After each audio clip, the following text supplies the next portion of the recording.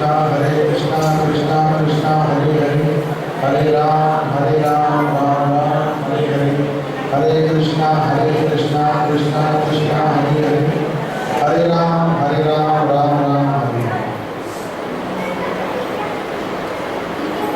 जय राधा माधव कुंज बिहारी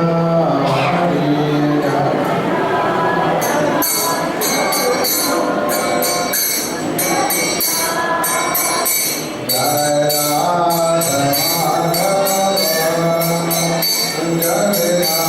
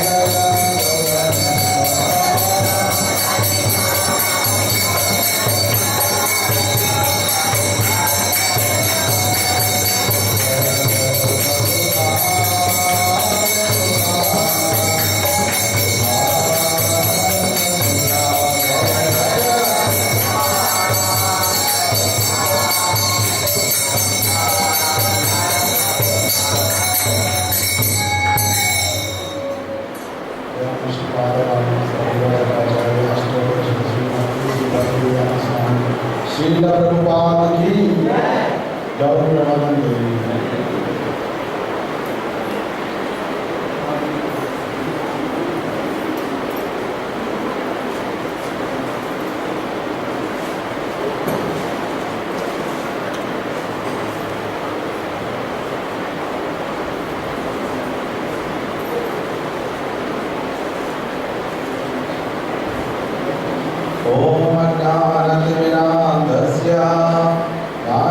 ज्ञानाञ्जनशलाकया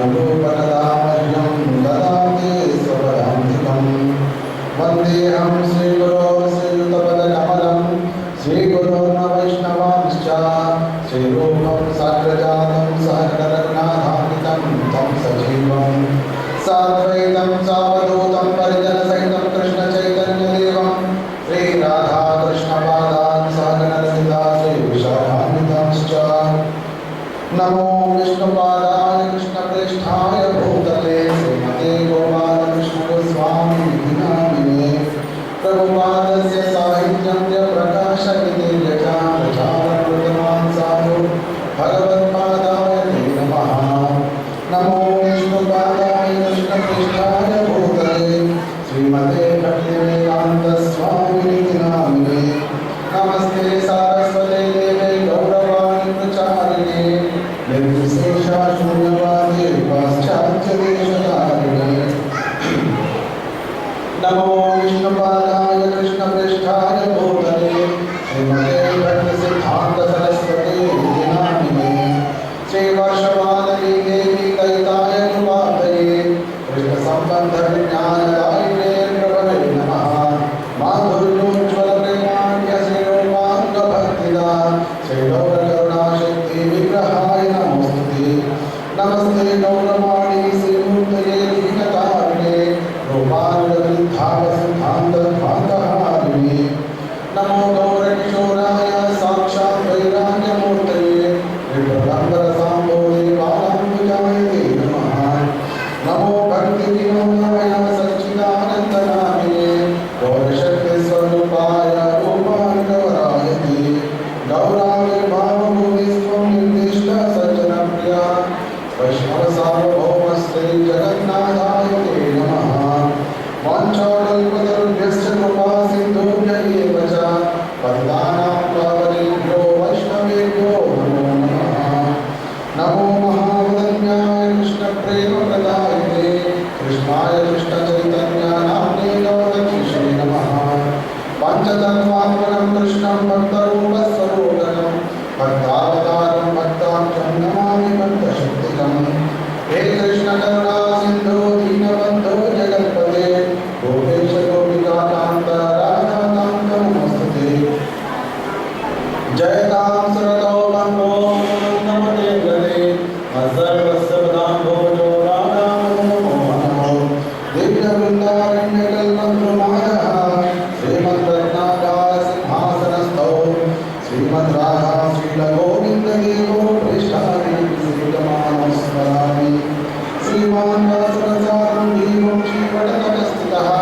दर्शन्वेमो सम्यक्षोभे गोपीनाथश्रीयस्तिनः तप्तकाञ्चन गौराङ्गी राधे वृन्दावनेश्वरी वृषभानुसुते देवी प्रणमामि हरिप्रिये जय श्री कृष्ण चैतन्य प्रभु नित्यानंद श्री अद्वैत गदाधर श्रीवासादि गौरभक्तवृन्द हरे कृष्णा कृष्णा कृष्णा हरे हरे हरे राम राम राम हरे हरे परम पूज्य श्री गोपालकृष्ण गोस्वामी महाराज को गुरुदेव की चरण कमल में कोटि कोटि वंदन करते हुए इस्कॉन कमेटी फाउंडर चेयरमैन मेरे परम गुरु कृष्ण कृपामूर्ति भगवान स्वामी श्री प्रभुपाद की चरण कमलों में कोटि कोटि वंदन करते हुए गुरु परंपरा श्री गोस्वामी समस्त कृष्ण को प्रणाम करते हुए आप सबको भी हृदयपूर्वक वंदन करते हुए आज की श्रीमद् भागवतम की शुभारंभ कर रहा हूँ। अस्मदाचार्य कीर्तन श्रीमद् भागवत कीर्तन का विषय।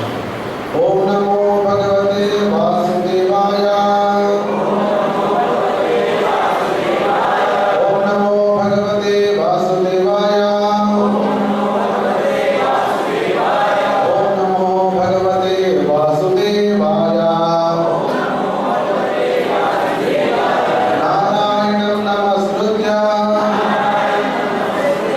नरं चैव नरोत्तमं देवीं सरस्वतीं व्यासं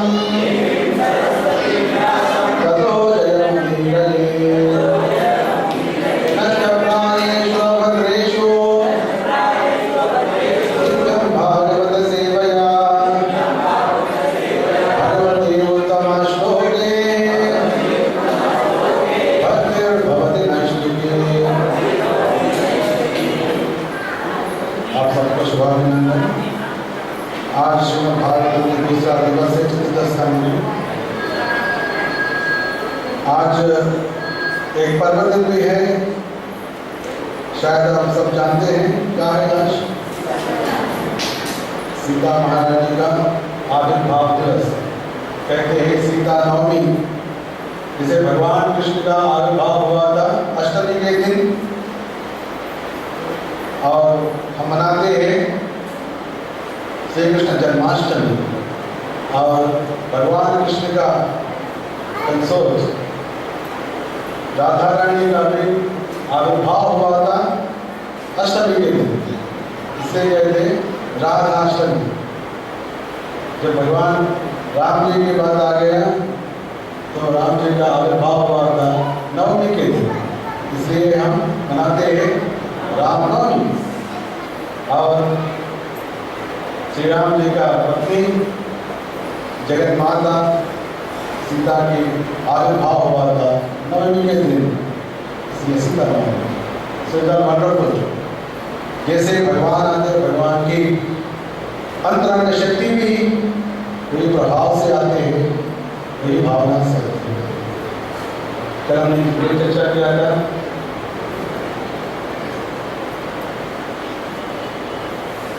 और श्रीमद् भागवतम की कल हमने 2 अद्भुत व्याख्या कथा सुने थे, याद है सबको? पहला कौन सा सुना हमने?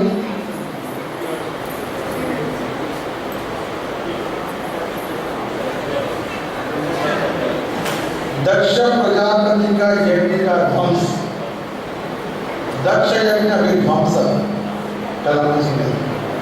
उसमें उससे हमने क्या सीखा?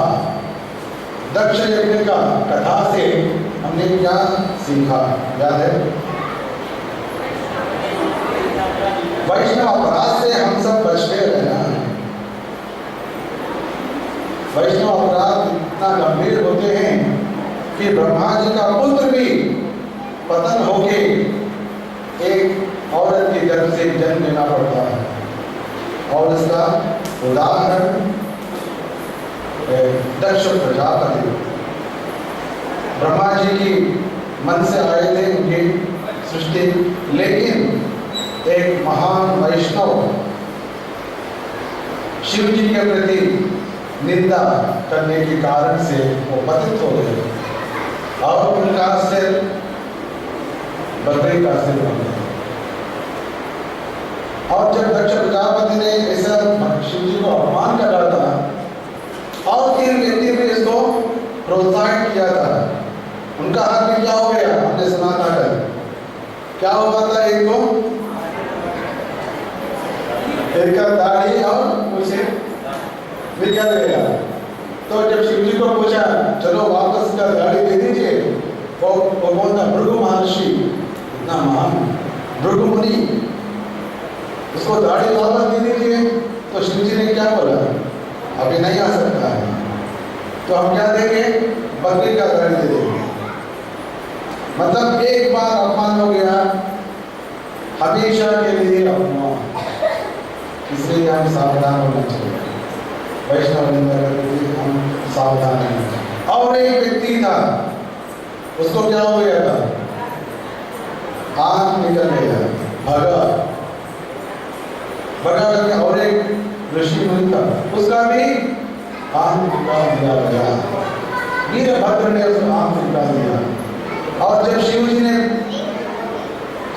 जी से प्रार्थना किया, ब्रह्मा जी ने इसको आंख वापस दे दे, तो भगवान ने क्या, शिव जी ने क्या किया? अभी इसको मैं नेत्र प्रदान नहीं कर सकता हूँ, और उनकी शिष्य की आंखें उनके द्वारा वो देख सकते हैं।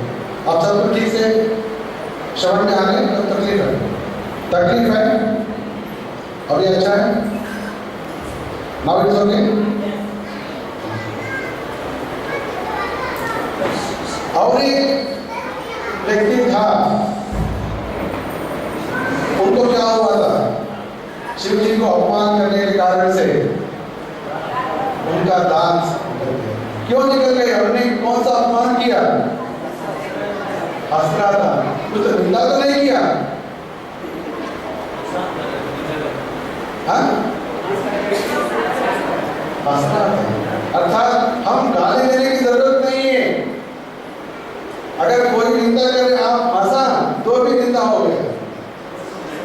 सावधान। ऐसा नहीं कि आपने एक वैष्णव को थप्पड़ मारा, कुछ गाली दिया, कैसे भी हो सकता है।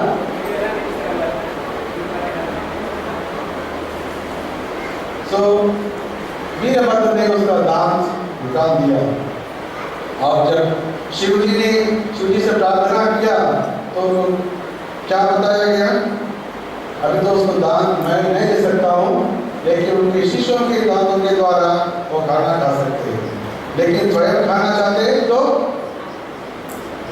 खाली पैसे की आना खा सकते।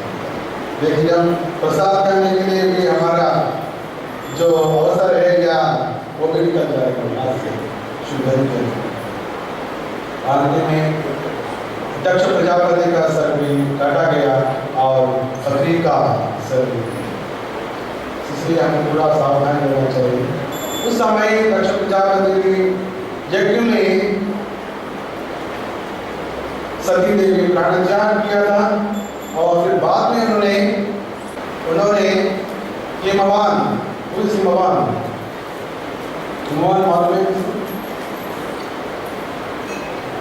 हिमालय का राजा, means the personified form of Himalayas, Himavan की पुत्री बन के आई, इसलिए उनका नाम हो गया हैमावती, नाम है पार्वती। अभी जो शिव और पार्वती हम देखते हैं, पार्वती का पिछले जन्म में सती देवी दक्ष प्रजापति का पुत्र और दूसरा जन्म में भगवान के पुत्री बन के वापस शिव जी को प्राप्त किया और नाम हो गया हैमावती।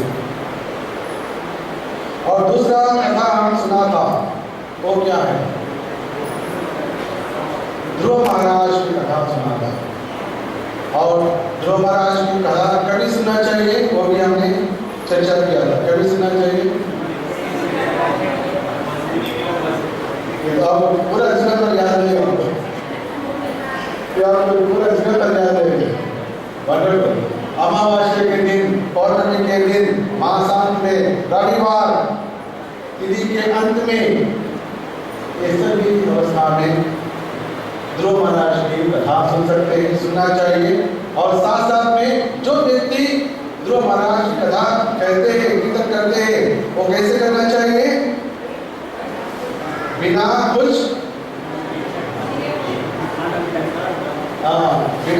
पारितोषिक, मतलब कुछ पैसा नहीं देना चाहिए, ऐसे व्यक्ति से ही ध्रुव महाराज की कथा सुनना चाहिए। और जो सुनते हैं वो भी बहुत श्रद्धा से सुनना चाहिए। जब श्रद्धावान श्रोता है जो पैसे न लेते हुए कहते हैं, तभी ध्रुव महाराज का कथा प्रभाव डालेगा बोलने वाले की जीवन में और सुनने वाले के जीवन में। और ध्रुव महाराज कथा सुनने से जो चाहिए वो मिल जाए, जो चाहिए वो मिल जाए। ध्रुव लोग भी जाना चाहते हैं वो भी मिल जाएगा, भगवत धाम जाना चाहिए वो भी मिल जाएगा, मुझे यश चाहिए वो भी मिल जाएगा, जो चाहिए वो मिल जाएगा। इसलिए नारद मुनि ध्रुव महाराज की चरित्र को प्रचेतसा एक व्यक्ति है, उनकी यज्ञ स्थल में ध्रुव महाराज की कहानी का कीर्तन किया था। देखो ऐसा एक महान बालक है, 5 वर्ष आयु में ही वो वन में चले गए और भगवान तपस्या किया और 6 महीने के अंदर भगवान का दर्शन पा लिया। ऐसे व्यक्ति पूरा कहीं भी कभी भी हमने विदिन 6 months 6 महीने के अंदर भगवान का दर्शन किया। और उन्होंने कौन सा मंत्र जप किया था याद है, ओम नमो भगवते वासुदेवाय। और वो मंत्र कौन दिया था, गुड, अर्थात सब तो अच्छा सुना, थोड़ा सुना याद रहे तो बहुत अच्छा है, क्योंकि श्रीमद् भागवतम का आविर्भाव हुआ था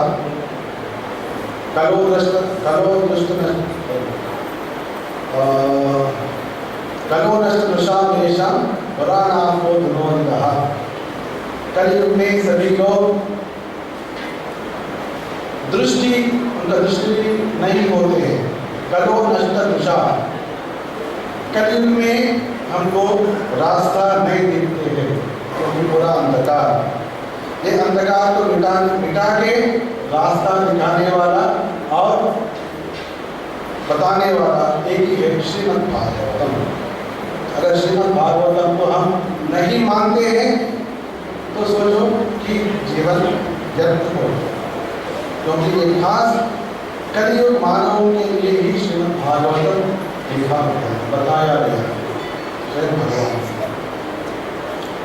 तो जब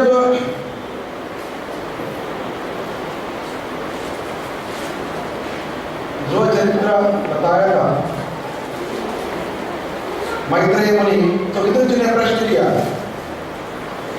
ये ब्रिटिश कौन है, वो यज्ञ क्यों कर रहा था? उनके सामने जाके नारद मुनि को ये ध्रुव चरित्र क्यों बोलना पड़ा, प्रश्न पूछे, क्योंकि जैसे प्रश्न है जैसे कथा आगे बढ़ती है, क्वेश्चन एंड आंसर। अब ये ध्रुव चरित्र, ये सब चीज दोनों के बीच वार्तालाप में हम सुन रहा है। कौन है? दोनों के बीच ये कथा हो रहा है, याद है? मैत्रेय मुनि और विदुर। कहाँ हो रहा था ये?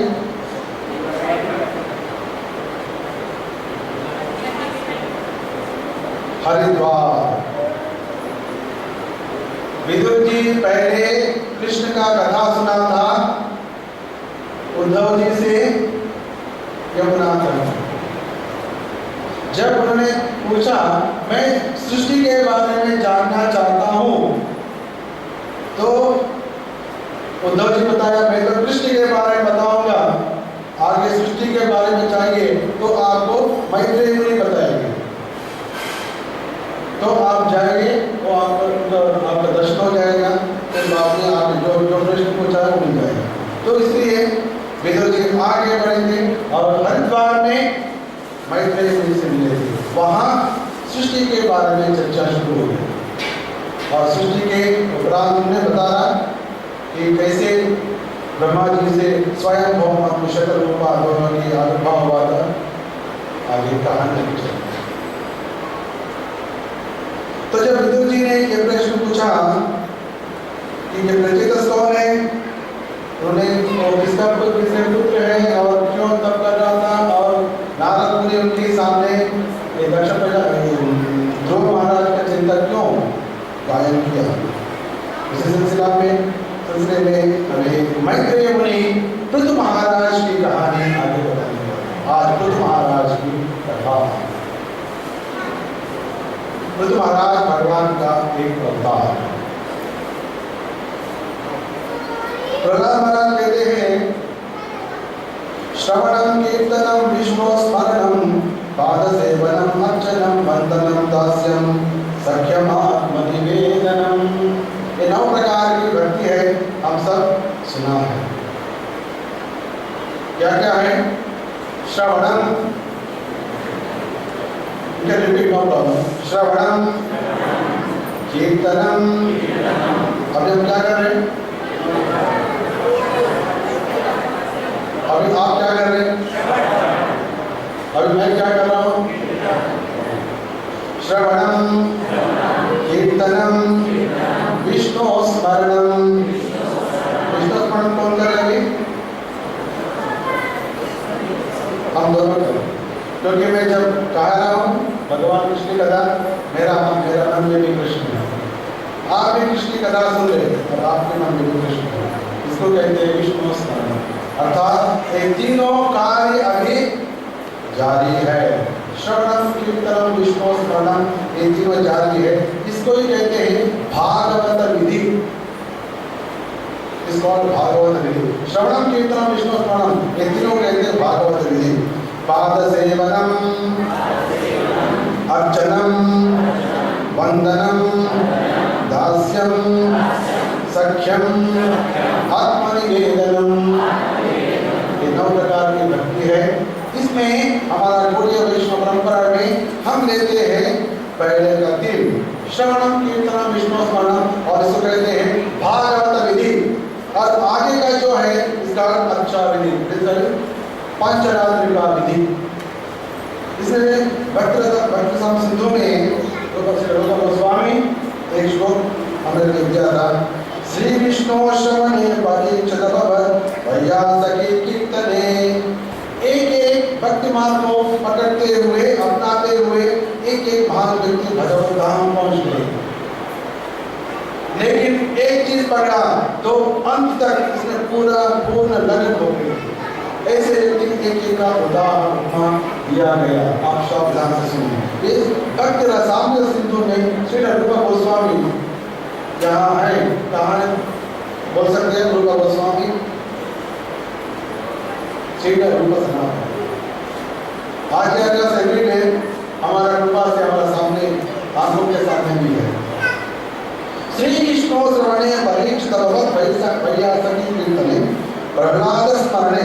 श्री विष्णु श्रवणे परीक्षित महाराज श्रवण में अत्युत्तम स्थान में चले गए। केवल श्रवण से ही भगवान का प्राप्ति किया।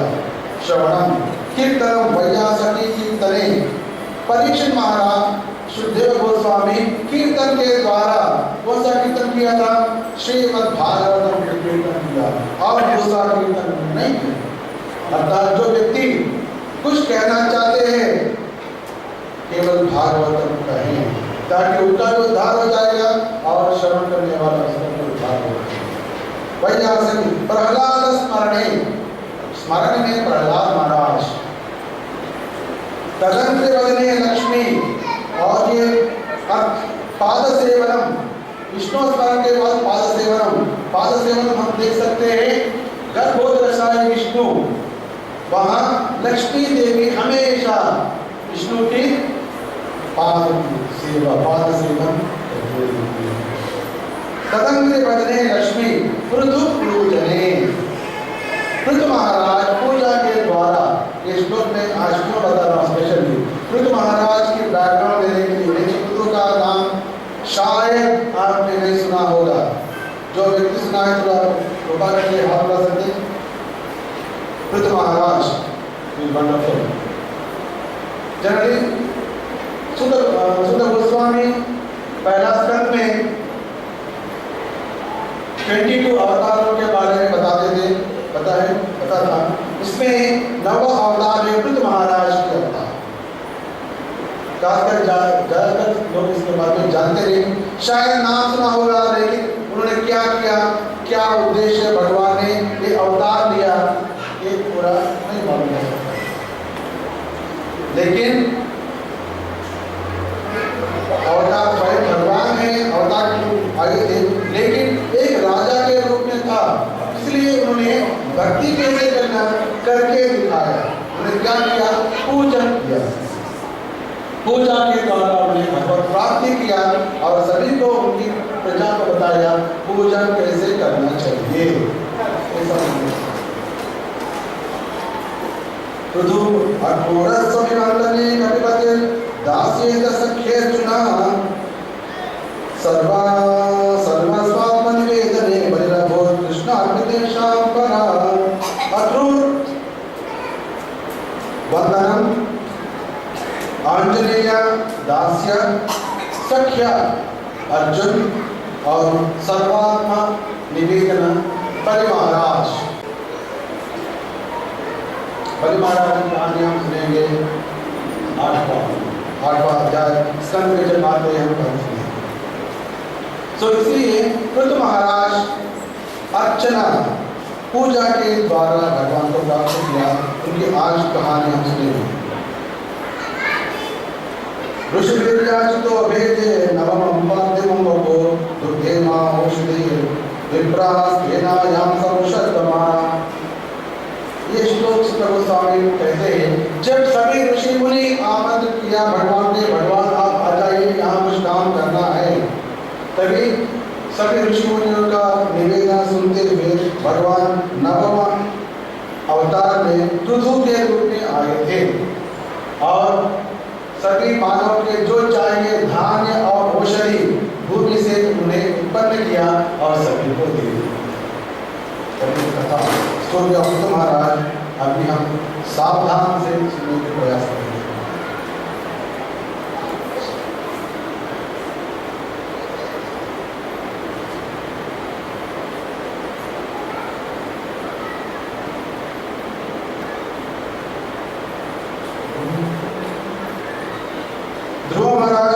कहानी सुने थे हम। ध्रुव महाराज का दो पत्नी था, एक है भ्रमी, एक है गिला, वो पत्नी। मैं बता रहा हूँ कहाँ से, ये वंश वृक्ष, इसके पूरा जीनोलॉजिकल टेबल बहुत बड़ा है, आप देख सकते, बहुत अच्छा है, वेरी वंडरफुल। भ्रमी और इला, इला का पुत्र का नाम था उत्कल। उत्कल पहले से महायोगी, महातपस्वी, पूर्ण विरागी, ये भौतिक जगत के प्रति उनको आसक्ति बिल्कुल नहीं थी। और हमेशा वो अंधे जैसे व्यवहार करते थे, बधिर जैसे व्यवहार करते थे, दूल्हा जैसे व्यवहार करते थे, क्योंकि पूरा हमेशा वो आत्माराम हृदय में ही भगवान को धारणा करते थे। जब अमात्य ने देखा, अरे ये तो राजा नहीं बन सकता, ये तो एक उन्मत्त जैसे दूल्हा है जैसे, तो इसलिए उनको साइड में रखा। और रवि का पुत्र जो है वत्सरा, उसको राज सिंहासन में बिठाया। और ये वत्सर को 6 पुत्र हुआ था। ये 6 पुत्र में पहला वाला है पुष्पार्णा। श्रीमद् भागवत में पूरा हिस्ट्री का वर्णन होता है, उसका नाम भी हमको याद नहीं रहती, तो कभी भी डाउट आता है कि सबका प्रश्न सभी नाम देने की क्या जरूरत है। कभी कभी आप एक टाइम में 2 का वंश निकल जाते हैं, इसकी क्या जरूरत है। जब हमको याद भी नहीं होता है, जब उन्हें कुछ भी नहीं किया, तो ये सब उनका नाम सुनने की क्या जरूरत है, ऐसा हमको डाउट आते हैं। लेकिन चैतन्य महाप्रभु बताया था, श्रीमद् भागवतम पुराणम अमरम यद् वैष्णवानां प्रियम। श्रीमद् भागवतम में एक भी त्रुटि नहीं होता, भले कुछ होता है तो वो हमारे मन में कुछ भी डाउट आ गया, कुछ भी शंका आ गया, तो हम सोचते हैं कि मेरा मन तो खराब हो गया, अब मैं तुरंत एक वैष्णव के पास जाना चाहिए, गुरु के पास जाना चाहिए और उसको प्रणाम करके, वंदना करके और कुछ माफी पश्चाताप करना। क्योंकि कोई भी शास्त्र के प्रति ऐसे हमारा विरुद्ध भाव आ जाते हैं, इसको कहते हैं शास्त्र अपराध। और कोई भी अगर किसी को शास्त्र के विरुद्ध अपराध हो जाते हैं, इसके लिए एक उपाय है बाहर आने के लिए। मालूम है आपको? किसी को मालूम है? मैं तुम्हें बताता हूँ, चिंता मत करो। बोलिए बोलिए बोलिए। जाने अनजाने कभी भी शास्त्र के विरुद्ध, शास्त्र के प्रति कुछ गलती हो जाते हैं, तुरंत श्रीमद् भागवतम के पास जाना चाहिए और तुलसी से पूजन करना चाहिए। तुलसी पत्ता श्रीमद् भागवतम के सामने रखो और माफी मांगो, पश्चाताप करो, तभी आप जो गंदगी के प्रति जो त्रुटि हो जाते हैं वो तुरंत क्योंकि सामने इसलिए श्रीमद् भागवतम आप सब एक बार नमस्कार कीजिए। श्रीमद् भागवतम ही पूजा है, सो वंडरफुल श्रीमद् भागवतम, साक्षात भगवान कृष्ण के स्वरूप। तो ये पुष्पार्णा को 3 पुत्र हुए थे,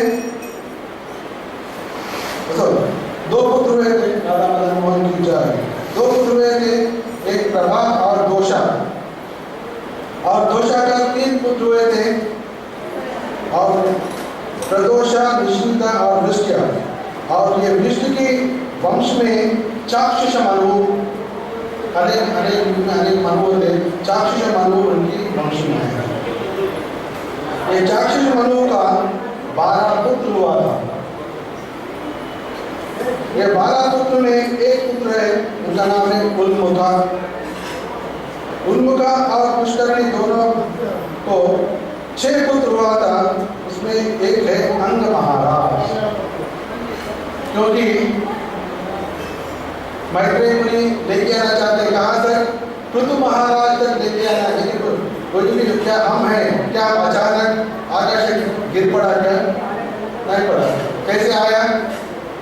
बोलिए, कहाँ से आए? हमारा पिताजी से आया। क्या पिताजी कहाँ से आया? पिताजी से। लेकिन हमको थोड़ा कीप सम पेशेंस। जब शास्त्र कुछ बता रहे, कुछ आगे कुछ इंपॉर्टेंट चीज बताने वाले हैं, सावधान रहो। अगर आम आदमी कुछ बात करते हैं, 10 मिनट नहीं सुना तो भी कुछ फर्क नहीं पड़ेगा, लेकिन शांत जब पहले तो सावधानी से सुनाते हैं, क्योंकि कोई भी क्षण में एक अचानक इंपॉर्टेंट चीज बाहर आता है। क्योंकि ये वंश में चाक्षुष मनु आए थे और वही वंश में अंग महाराज। तो मैत्रेय मुनि कह रहे कि जब अंग महाराज जो आए थे उनका एक पुत्र हुआ था वेना। जब वेद का जन्म हुआ था राजा को बहुत दुख हुआ और उन्हें राज को छोड़ के वन में चले गए। और सभी ऋषि मुनि भी ये वेद को श्राप दिया, मरने के लिए श्राप दिया और उन्हें मर गए। ऐसे मैत्रेय मुनि कहा।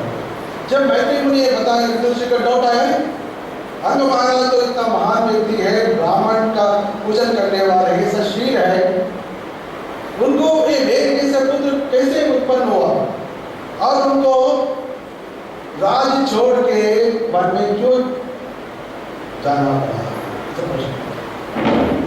तो आगे बता रहे मैत्रेय मुनि, अंग महाराज एक महान व्यक्ति थे, चाक्षुष मनु के वंश में आए थे। उन्होंने एक बार एक अश्वमेध यज्ञ का आयोजन किया। यज्ञ कर रहा था, सभी ब्राह्मण योग्यवान ब्राह्मण ने अच्छा मंत्र पढ़ रहे, मंत्र में त्रुटि बिल्कुल नहीं था, लेकिन कोई भी देवी देवता नहीं आ रहे। तो यज्ञ के द्वारा किया जाने वाला कार्य क्या है? सभी देवी देवताओं को यज्ञ का भाग देना, हविष स्वाहा, तभी वो फल सभी देवी देवता जाते हैं और देवी देवता उनको आशीर्वाद देते हैं। लेकिन यहाँ हविष देने के लिए, यज्ञ भाग देने के लिए कोई भी देवी देवता नहीं आ रहे। तो अंग महाराज चकित हो गए कि क्या हो गया, इतना सभी लोग इतना अच्छा ब्राह्मण है, विद्वान है, कोई त्रुटि नहीं है, आहुति डाल रहे, लेकिन वो तो नहीं आ रही है, क्या है? तो लेकिन वो पूछने के लिए प्रयास कर रहा था, लेकिन जब कोई भी व्यक्ति यज्ञ करते कभी मौन व्रत स्वीकार करना होता है, कभी कुछ भी बात नहीं किया, 2-3 दिन चलाया, फिर भी कोई नहीं आ रहा, तभी उन्होंने उसका मौन व्रत तोड़ दिया और पूछा, सदस्यों से पूछा, उनके महान ऋषि सभी लोग थे, पूछा सभी ब्राह्मण, मैं भी मेरा मन से सभी को आमंत्रण कर रहा हूँ, लेकिन कोई भी देवी देवता नहीं आ रहे, इसका कारण क्या है? तभी सदस्य ने बताया था, जिसमें ऋषि मुनि है, महाराजा आप तो अब बिल्कुल कुछ भी गलत नहीं किया ये जीवन में, लेकिन आपका पूरा जन्म में कुछ पाप हो गया, ये पाप के कारण से आप पुत्रहीन हो गया। ये जन्म में आपको पुत्र नहीं हुआ, आपको पुत्र नहीं है, इसके कारण से वो नहीं आ रहा। तो इसलिए आप हरि का भजन कीजिए, हरि का यज्ञ कीजिए और भगवान से विनती करके एक पुत्र को प्राप्ति कीजिए ताकि देवी देवता। जब उन्होंने एक चीज बताया था तो ऋषि मुनि राजा की, अंग महाराज की आज्ञा पाया और भगवान के लिए आहुति देने लगे, पुत्र का अनिष्टि। तो उस समय यज्ञ करने के बाद यज्ञ कुंड से एक महान व्यक्ति आए थे, एक पायस पात्र में पायस खीर लेके आया और तो अंग महाराज हाथ में लिया, इसको स्मेल किया, पहले स्मेल करना भी खाने जैसे संभाले और फिर बाद में उनको पत्नी को दी। पत्नी ने खाया और कुछ समय के बाद उनके गर्भ से एक बालक का जन्म हुआ था, उनका नाम है वेद। लेकिन वो बालक निकला एक शैतान, बड़ा शैतान निकला। अरे ये कैसे हो गया? यज्ञ का प्रसाद पाने के बाद क्या कोई दुष्ट दानव उत्पन्न हो सकता है? लेकिन ऐसा शास्त्र में कहा, श्रीमद् भागवत में। लेकिन क्यों? इसका कारण बताया गया। ठीक है, वो प्रसाद तो ठीक है, लेकिन लेने वाला कौन है? क्षेत्र कैसे है और किसका भी प्रभाव होते हैं। और अंग महाराज का पत्नी जो है मृत्यु का पुत्री, इसके कारण से उनके घर से उत्पन्न हुआ बालक एक शैतान निकला। इतना शैतान है, जब बालक था बच्चों के साथ खेलते थे और खेलों में सबको मारते थे। जब में जाके खेलते और सभी को डुबा के पानी में डुबा के रखते थे, 2 मिनट में हाथ बालक गायब। कहीं भी जाओ उसको मार देना, सब लोग भागो, भागो भागो भागो, और दूर से ही सब लोग भागते। इतना शैतान बन गए। ये सब देखते हुए अंग महाराज बहुत दुखित हो गए। अरे ये क्या हो गया? अगर पुत्र नहीं होते तो बहुत अच्छा होता था। अभी ये मैं इतना दिन अच्छा था, अभी ये पुत्र आ गया, इसको तो नहीं कर सकता हूँ, मेरा तकलीफ ऐसा। उन्हें सोचने लगे अगर किसी को पुत्र नहीं है अर्थात उन्हें पिछले जन्म में बहुत पुण्य किया होगा, इसलिए पुत्र नहीं है। वहां तक वो पहुंच गए। कभी दुखद है तो हम पूर्ण वैराग्य हमारे मन में उत्पन्न होता है, वो सोचने लगा। लेकिन उन्हें सोचा लेकिन ऐसा कुछ हो रहा है, इसका अर्थात भगवान का कुछ योजना होगा। अगर पुत्र भी अच्छा हो गया, इसमें भी कुछ बुराई है। क्या है? वो हमको आसक्ति बढ़ाएगा, घर के प्रति आसक्ति बढ़ाएगा। लेकिन ये पुत्र अगर ऐसा शैतान बन जाते तो घर के प्रति हमको विरक्ति उत्पन्न हो जाएगा, ये मेरे लिए अच्छा नहीं होगा। तो उन्हें उसमें से भगवान की भक्तों का यही सब सोचते क्या जब हम भक्ति करते क्या दुख नहीं होता है? दुख तो जरूर होगा। आप भजन करें या ना करें, दुख तो जरूर होगा। तो फिर क्यों करने का ऐसा प्रश्न उत्पन्न हो जाता है। क्यों तपस्या करना, क्यों भजन करने का? इसका शास्त्र में कहा गया, आचार्य कहते हैं जो भक्तिहीन है उनको आपत्ति आ जाते हैं और वो ज्यादा पाप करेगा। अभी बहुत दुखी है, वो जाके नशा करेगा, जाके और कुछ करेगा और कुछ करेगा। मतलब जब जैसे जैसे दुख आते हैं और ज्यादा पाप करेगा। लेकिन जो भक्ति मार्ग में चलते हैं उसको थोड़ा दुख जैसे आते हैं वो ज्यादा भक्ति करेगा। तो हमको वी आर इंटरेस्टेड फलेन परिचयते। बच्चे 365 डेज इतना तकलीफ उठाया, इससे हमको मतलब नहीं है। एंड में क्या रिजल्ट आया? Maharashtra first, Kharghar first. उससे मतलब है फलेन परिचयते, फल से हमको मतलब है। हमको बीच में तकलीफ हुआ कि नहीं इसका मतलब नहीं, अंत में परिणाम क्या हुआ इससे हमको मतलब है। ये दुख से हमारा भक्ति बढ़ रहा है, हमारा वैराग्य उत्पन्न हो रहा है, कृष्ण के प्रति आकर्षण बढ़ रहा है, तो ये दुख हमारे लिए मंजूर है। What you call most welcome. Kunti महारानी भी वही याद है आपको, पहला स्कंद में विपद संतते शाश्वत तत्र जगत गुरु। ये भगवान कृष्ण जो दुख मैंने आपको बताया था, ये हुआ वो होगा, वो सब बार बार होने दीजिए, बार बार आने दीजिए। क्यों आने से हम क्या तकलीफ है? वो आया, अब भी आया, दुख भी आया, अब भी आया। आप जब आया तो हम तो दुख की चिंता ही नहीं, आप तो रक्षा करने वाला है, हमको क्या चिंता? तो आने दीजिए। ज्यादा आया तो आपको ज्यादा दर्द दे सकते हैं। क्योंकि ये दुख तो यहाँ अनिवार्य है। दुख तो एक जगत में अनिवार्य है। You accept? आप सहमत हैं? थोड़ा डाउट, लेकिन बोलने में कुछ डाउट बिल्कुल मत रखिए।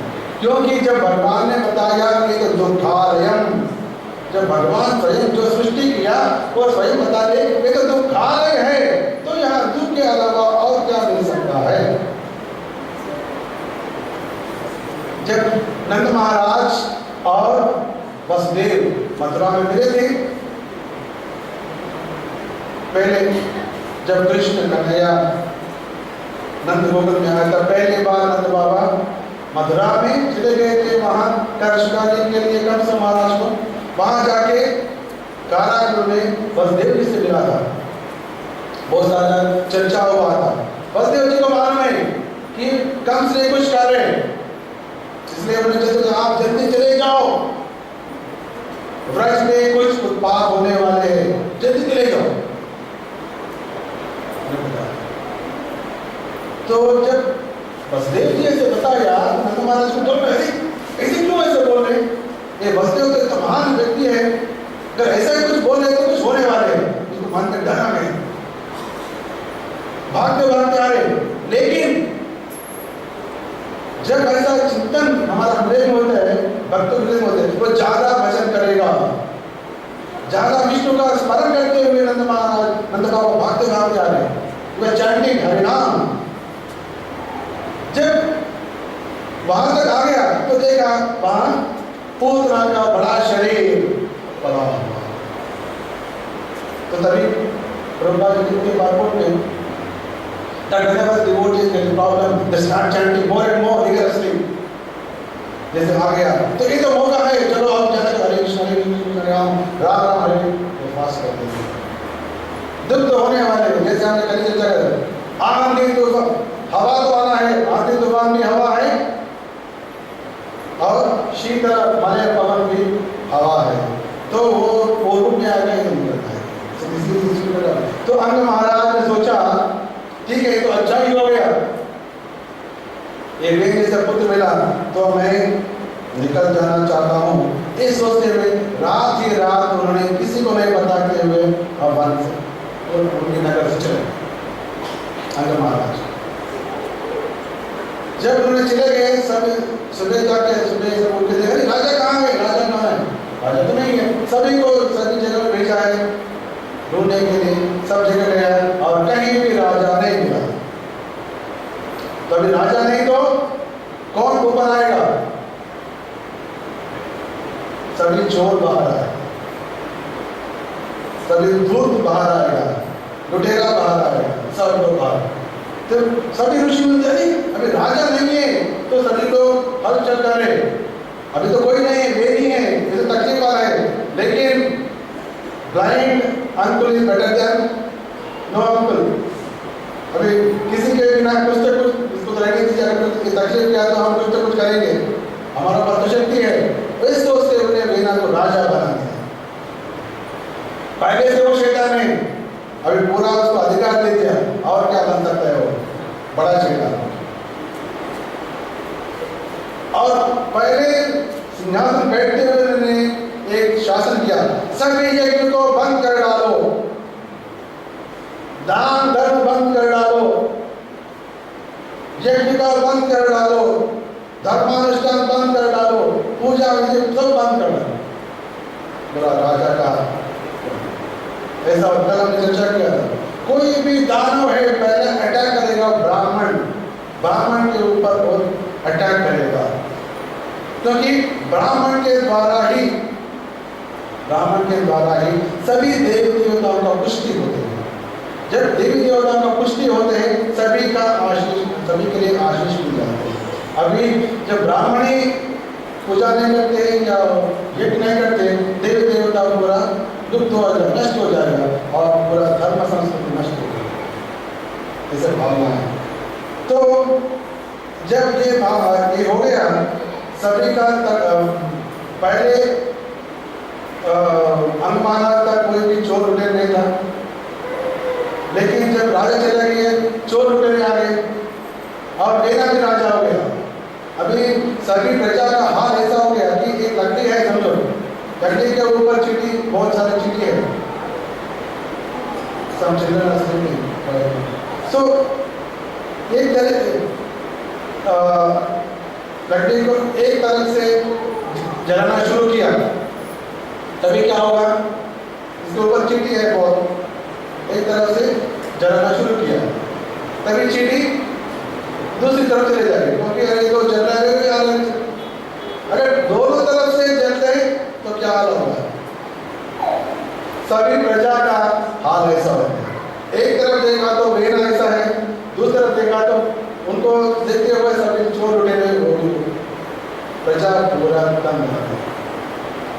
तभी ऋषि मुनि देखा, अरे हमने इसको राजा बनाया है, तो अभी हम इसको हल करना चाहिए। सोचते हुए राजा के पास गया और उसको कुछ उपदेश देने के लिए प्रयास किया। हे राजा, तुम ऐसा मत करो, अगर आप हमारा बात सुनते हैं आपका भी अच्छा होगा, सभी के लिए अच्छा होगा, और आपका आध्यात्मिक जीवन, अगर आप हमारा बात नहीं मानते तो आध्यात्मिक भ्रष्ट हो जाएगा।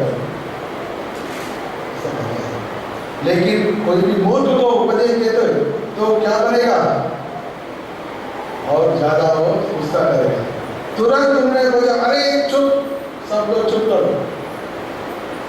उन्होंने तुरंत किया और बोला, अभी तुम भी मुझे सेवा करो, मेरा पूजा करो। और ऋषि मुनि कहता है, अभी तक मैं आपको छोड़ दिया, अभी मेरा पूजा करो। ऐसे उन्होंने बोला। देन सभी मुनियों को गुस्सा है, चलो इसको मार डालो, मारो इसको, मारो। ऐसा श्राप दिया था, कैसे हुंकार दिया,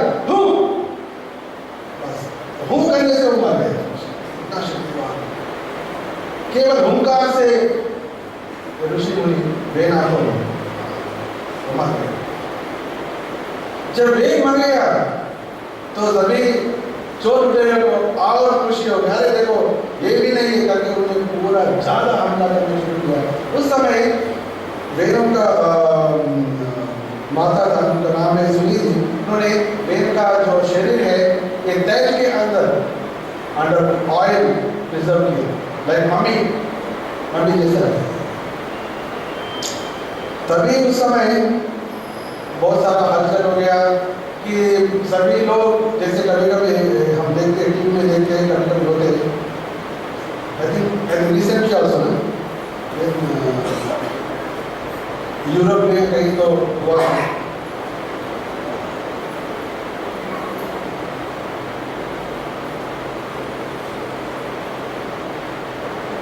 जब कंट्रोल नहीं है सभी लोग जाके तोड़फोड़ करते हैं और जो लूट लेते हैं, सभी घर को, शॉप को, किसी को लूट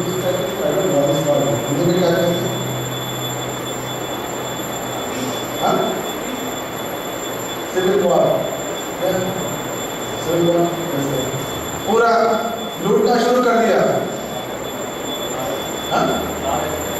या तो उस समय सभी ऋषि ने देखा कि हमें कुछ करना है। ये सोचते हुए वेद राजा का शरीर तो है, ये शरीर तो पापमय है, लेकिन ये शरीर कहाँ से आया? उनका पूर्वज तो अच्छा है, चाक्षुष मनु भी है, उनका महाराज भी है, बहुत सारा है। ये तो उसका पूर्वज तो ध्रुव महाराज महाराज है, ठीक है, ये तो गड़बड़ व्यक्ति है, लेकिन उनका पूर्वज तो अच्छा है।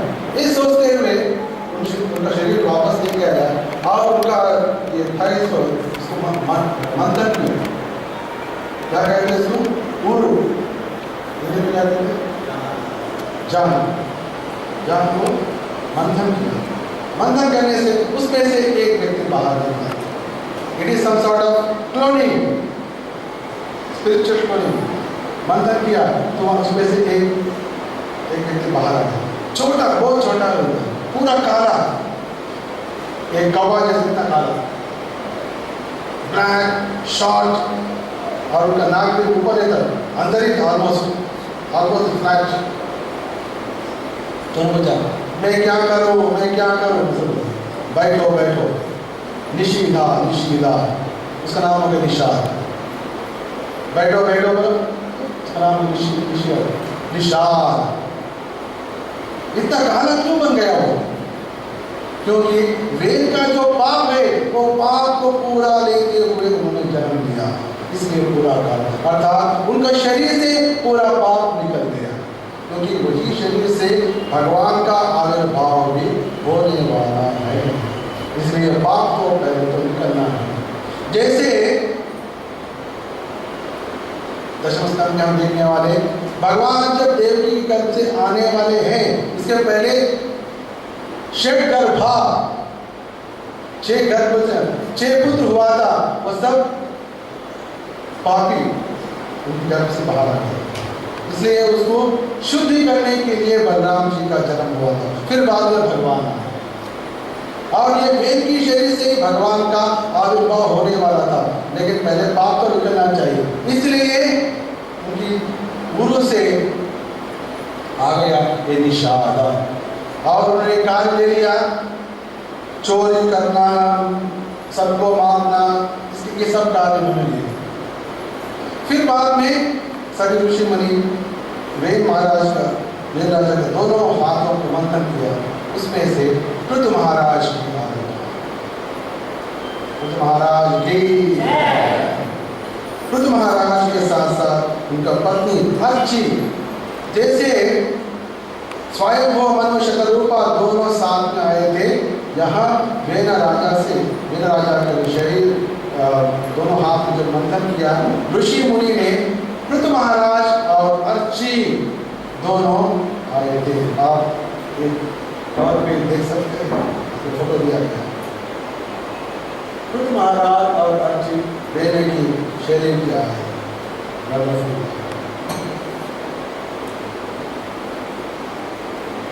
पृथु महाराज। जब पृथु महाराज का आविर्भाव हुआ था, सभी लोग गंधर्व ने गायन किया, अप्सरा से नृत्य किया और देवबंधु ने वाद्य सब हुआ था और आकाश से पुष्प वृष्टि हुआ था। उस समय पृथु महाराज का राज्याभिषेक कार्य भी हो गया, क्योंकि ये सब लीलावतार है।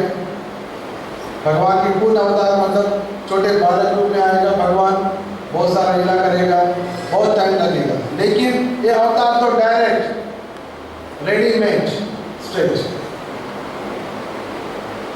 पति और पत्नी साथ में एक साथ में। इसलिए जब भगवान स्वयं आए थे पृथु के रूप में, अच्छी पृथु और उसको राजा बना दिया। जब उनको राजा बनाया, सभी देव देवता वहां आए थे और बहुत सारा तोहफा दे दिया। कुबेर आया और पृथु महाराज के लिए एक सुवर्ण सिंहासन दे दिया।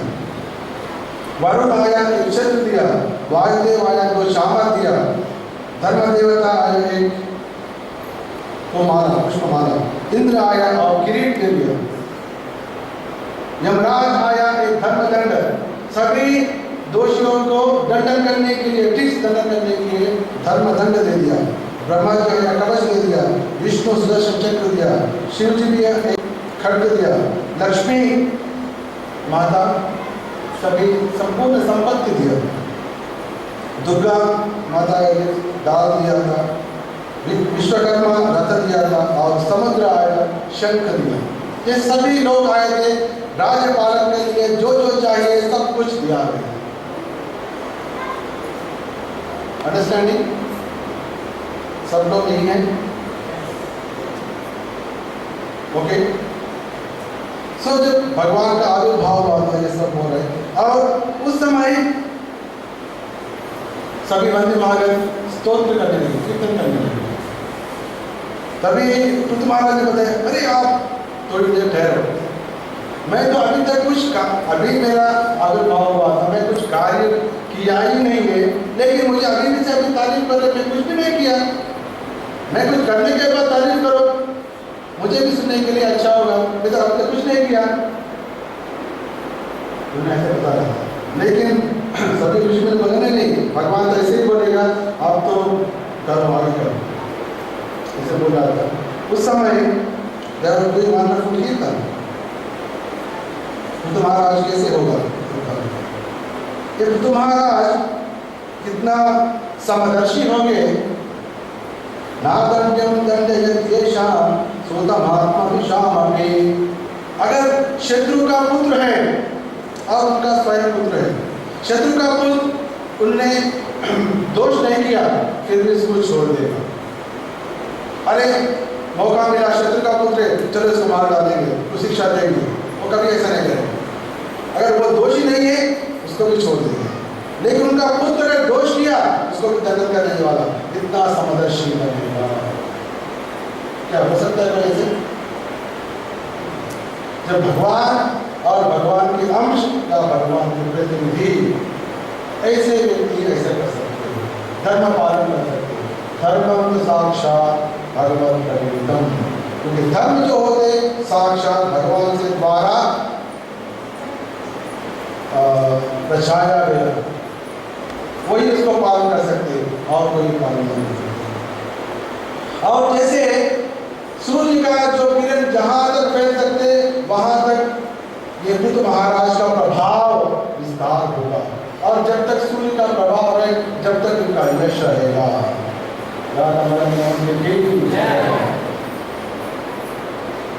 और ये सभी प्रजा को संतुष्ट करेगा। दृढ़ व्रता सत्य संतो ब्राह्मण्यो बुद्ध सेवका शरण्य सर्वभूतानां मानवो दीनवत्सला। ये तो दृढ़ व्रत पड़ेगा, सर्वदा सत्य संत, हमेशा सच ही बात भाषण करेगा, सभी ब्राह्मण को अभिमान करेगा, सभी ब्राह्मण को पूजन करेगा, और कोई भी शरणागत हो गए तुरंत उसको आश्रय देगा। अर्थात जो होने वाले हैं ये पहले ही बता दें, क्योंकि जो स्तोत्र करने उनको भी इतना शक्ति होते हैं कि आगे क्या होने वाला है उनको बता दें। मातृभक्ति पर स्त्रीषु पत्न्या अंतर्वात्मना विजासु किंवा स्निग्धा किंकरो ब्रह्मवादिनां। बहुत इंपॉर्टेंट, वंडरफुल। मातृभक्ति पर स्त्रीषु, अन्य स्त्री के प्रति मातृभक्ति, जैसे हम कहते हैं माता जी, माता जी का अर्थ क्या है? My dear mother. जब हम कहते हैं माता जी, मेरी दो बार क्या हम सबको सिखा, माता जी कहो, इसका अर्थ क्या है? My dear mother. अंडरस्टैंडिंग है? बट इसमें कभी कभी कोई गड़बड़ भी करते हैं। What is that? Anybody know that? Even they call their wife also Mataji. That is the problem. My Mataji, she is. Particularly ऐसा होता है, क्योंकि पूरा आदत हो गया Mataji Mataji. She is my Mataji. They look at you. My dear Prabhu, please don't do that. She is my wife. मेरा पति बोल दीजिए. So generally हमारे इसका में some problem. She is my Mataji. So don't do that. मैं इसने पूछा Prabhu ji, we should call Mata, even wife also Mata, everyone, please accept your wife, call everybody Mata. That is my answer. Currently service is not provided, she is my mother. Because they are not understanding, उनका भाव नहीं जानते। इसको कहते हैं, रूपा गोस्वामी ने एक बात कहा था, याद है आपको? रूपा गोस्वामी ने एक बात बताया था, जो भक्ति नष्ट होने वाला 6 चीज है, वो क्या है? भक्ति नष्ट करने वाला 6 चीज क्या है?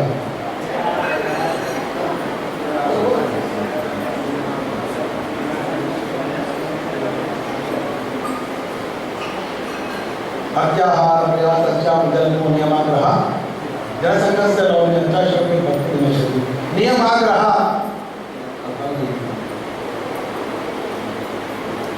मतलब करना ही है, करके करना। माता जी बोलना बोले सबको बोलती है, कौन सा नियम है? यू अंडरस्टैंड किसको? जैसे वाइफ ऑल्सो। सो यहाँ मातृभक्ति परस्त्रीषु पत्न्या अंतर्वात्मना प्रजासु किंकरो स्निग्धा किंकरो ब्रह्मवादिनां। किंकरो ब्रह्मवादिनां, ये पृथु महाराज ऐसे बनने वाले हैं जो ब्रह्मवादिनां, भगवान के बारे में प्रचार करने वाले महान व्यक्ति को एक दास बनेगा। किंकरो ब्रह्मवादिनां, जो प्रचार करने का जो महान व्यक्ति है उनको ये दास बनने वाला है। किंकरो ब्रह्म, हमको किंकर बनना चाहिए जो भगवान की महिमा को विस्तार करते हैं, प्रचार करते हैं, और जो महान व्यक्ति प्रचार करते हैं उनके प्रति अगर निंदा करते हैं वो बनेगा पहला अपराध, पहला। ये सब चीज बताएगा।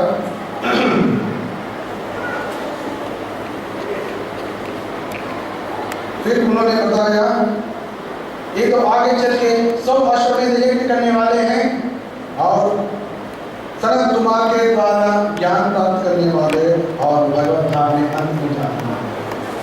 जो चीज होने वाली सब चीज होता है। फिर बाद में उनका राज्याभिषेक होने के बाद एक दिन सभी प्रजा पृथु महाराज के सभा में आए थे। सभी लोग दुखने लगते थे। क्या हो गया सब कैसे?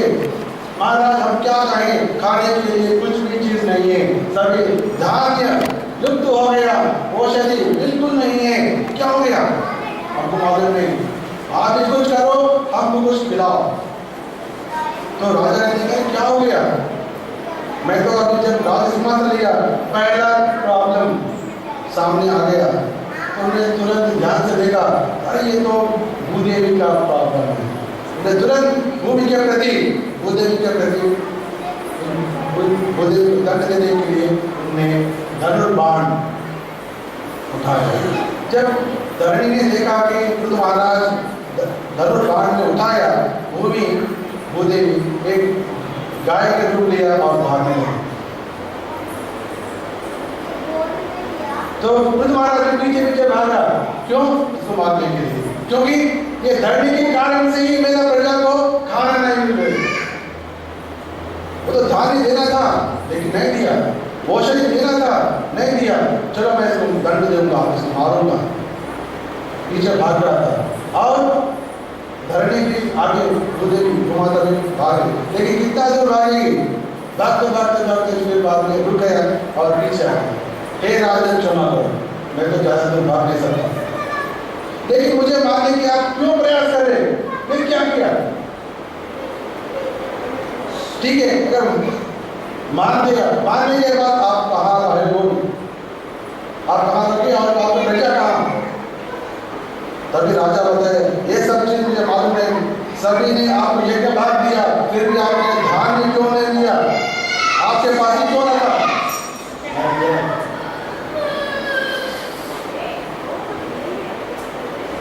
तो यज्ञ भाग देने के बाद भी आपने ये धान्य को आपके पास क्यों रखा, औषधि को प्रजा को क्यों नहीं दिया? इसलिए मैं आपको मारना चाहता हूँ, आपको मार के आपके मांस से सभी प्रजा को मैं खाना खिलाऊं। तभी धरणी ने बताया कि राजा को शांति रखो, उन्हें स्तुति किया और बताया वास्तव में ये धान जो है यज्ञ करने के लिए ब्रह्मा जी ने सृष्टि किया, लेकिन अभी जो धर्म विरुद्ध व्यक्ति जो है उसका भोग कर रहे हैं। वास्तव में ये धान्य तो यज्ञ में उपयोग करना चाहिए, लेकिन सभी अभी धर्म विरुद्ध व्यक्ति अभी इसको भोग के लिए इस्तेमाल कर रहे हैं, इसलिए मैं इसको मेरे पास रख दिया, किसी को नहीं। ठीक है, अभी आप इतना जोर से बोल रहे हैं, आप प्रजा के लिए बोल रहे हैं, ठीक है, मैं देने के लिए तैयार हूँ, लेकिन आप एक काम करना होगा। क्या है? मैं अभी गाय के रूप में हूँ, जो चाहिए मेरे से दोहन करते हुए ले लीजिए, क्योंकि जब गाय है, गाय से दूध लेना है तो इसके लिए बछड़ा की जरूरत होते हैं, और दूध पकड़ने के लिए एक पात्र नहीं चाहिए। जैसे गीता महात्म्य में एक श्लोक है, किसको याद है गीता महात्म्य श्लोक? सर्वोपनिषदो गावो दोग्धा गोपाल नंदना पार्थो वत्स सुधीर्भोक्ता दुग्धम गीतामृतम महद। सभी उपनिषद एक गाय बन गए। सर्वोपनिषदो गावो दोग्धा गोपाल नंदना, और इसमें से दूध निकालने वाला कौन है, गोदोहन करने वाला कौन है? गोपाल नंदन कृष्ण। और कौन सा? और गाय अगर दूध देना है उनके सामने, अगर आप खड़ा हो जाते दूध नहीं देगा, बछड़े को वहां सामने खड़ा ताकि वो दूध देगा। पार्थो वत्स सुधीर भोक्ता, पार्थ वत्स बन गया, वहां एक बछड़ा बन गया। अर्जुन को निमित्त मात्र बनाया और भगवान ने दुग्धम गीतामृतम महद, गीता अमृतम की ने दोहन किया। तो ऐसे ही यहाँ भी भूमाता बता रहे, ठीक है, मैं जो चाहिए मैं देने के लिए तैयार हूँ, और लेकिन आप जो चाहे, आप धान्य चाहिए, औषधि चाहिए, मेरे से दोहन कीजिए, लेकिन एक पात्र को लेके आओ और एक मछली लेके आओ। उस समय पृथु महाराज ने स्वयं को मनु को बछड़ा बनाया और दोनों हाथ रखते हुए उन्होंने धान्य और औषधि दोनों किया ताकि सभी मानवाళి को धान्य वापस मिले। तो भगवान का आविर्भाव इसलिए हुआ सभी प्रजा को रक्षण करने के लिए, सभी प्रजा को प्राणदान करने के लिए, तभी पूरा धान्य और औषध हो गए। अंडरस्टैंडिंग? और उस समय सभी लोग उनकी इच्छा पूर्ण करने, ऋषि मुनि आए थे और बृहस्पति वचन बनाया और वेद ज्ञान को उन्होंने ग्रहण किया। देवी देवता आए थे, इंद्र को वस्त्र बनाया और 100 वर्ष का दोहन किया। दानव आए थे, प्रहलाद महाराज को वस्त्र बनाया और सुरा, सुरा इंटॉक्सिकेशन गंधर्व अप्सरसा वो भी दिया, वो संगीता और सौंदर्य। पितृलोक आर्यम को वस्त्र बनाया और कव्य को उन्हें ग्रहण किया। ऐसे सभी लोग उनकी जो मन में था, मुझे ये चाहिए, मुझे वो चाहिए, ये चाहिए, सभी लोग आए थे वहाँ और वो माता से जो चीज चाहिए। फिर बाद में पृथु महाराज देखा मेरा सभी प्रजा अच्छी तरह रहने के लिए अभी ये भूमि ठीक से नहीं है, ये पूरा ऊपर नीचे है, पूरा पर्वत है, ये तो बहुत सारा अंतर है, कैसे ठीक से नहीं। ये सोचते हुए उन्हें उनकी धनु से सभी पर्वतों को चूरा और पूरा धरती को एक समतल प्लेटफॉर्म, अभी जैसे आप देख रहे ये सब क्यों हुआ, कैसे हुआ, कौन किया, इसका आंसर है पृथु महाराज। पृथु महाराज के कारण से ही ये भूमि धरती एक समतल बन गई थी। इसलिए सिटी प्लानिंग जो हम कर रहे हैं, city industrial development corporation, city planning का आदि कौन है? पृथु महाराज। ये सिटी प्लानिंग, तभी उन्होंने सिटी प्लानिंग सभी के लिए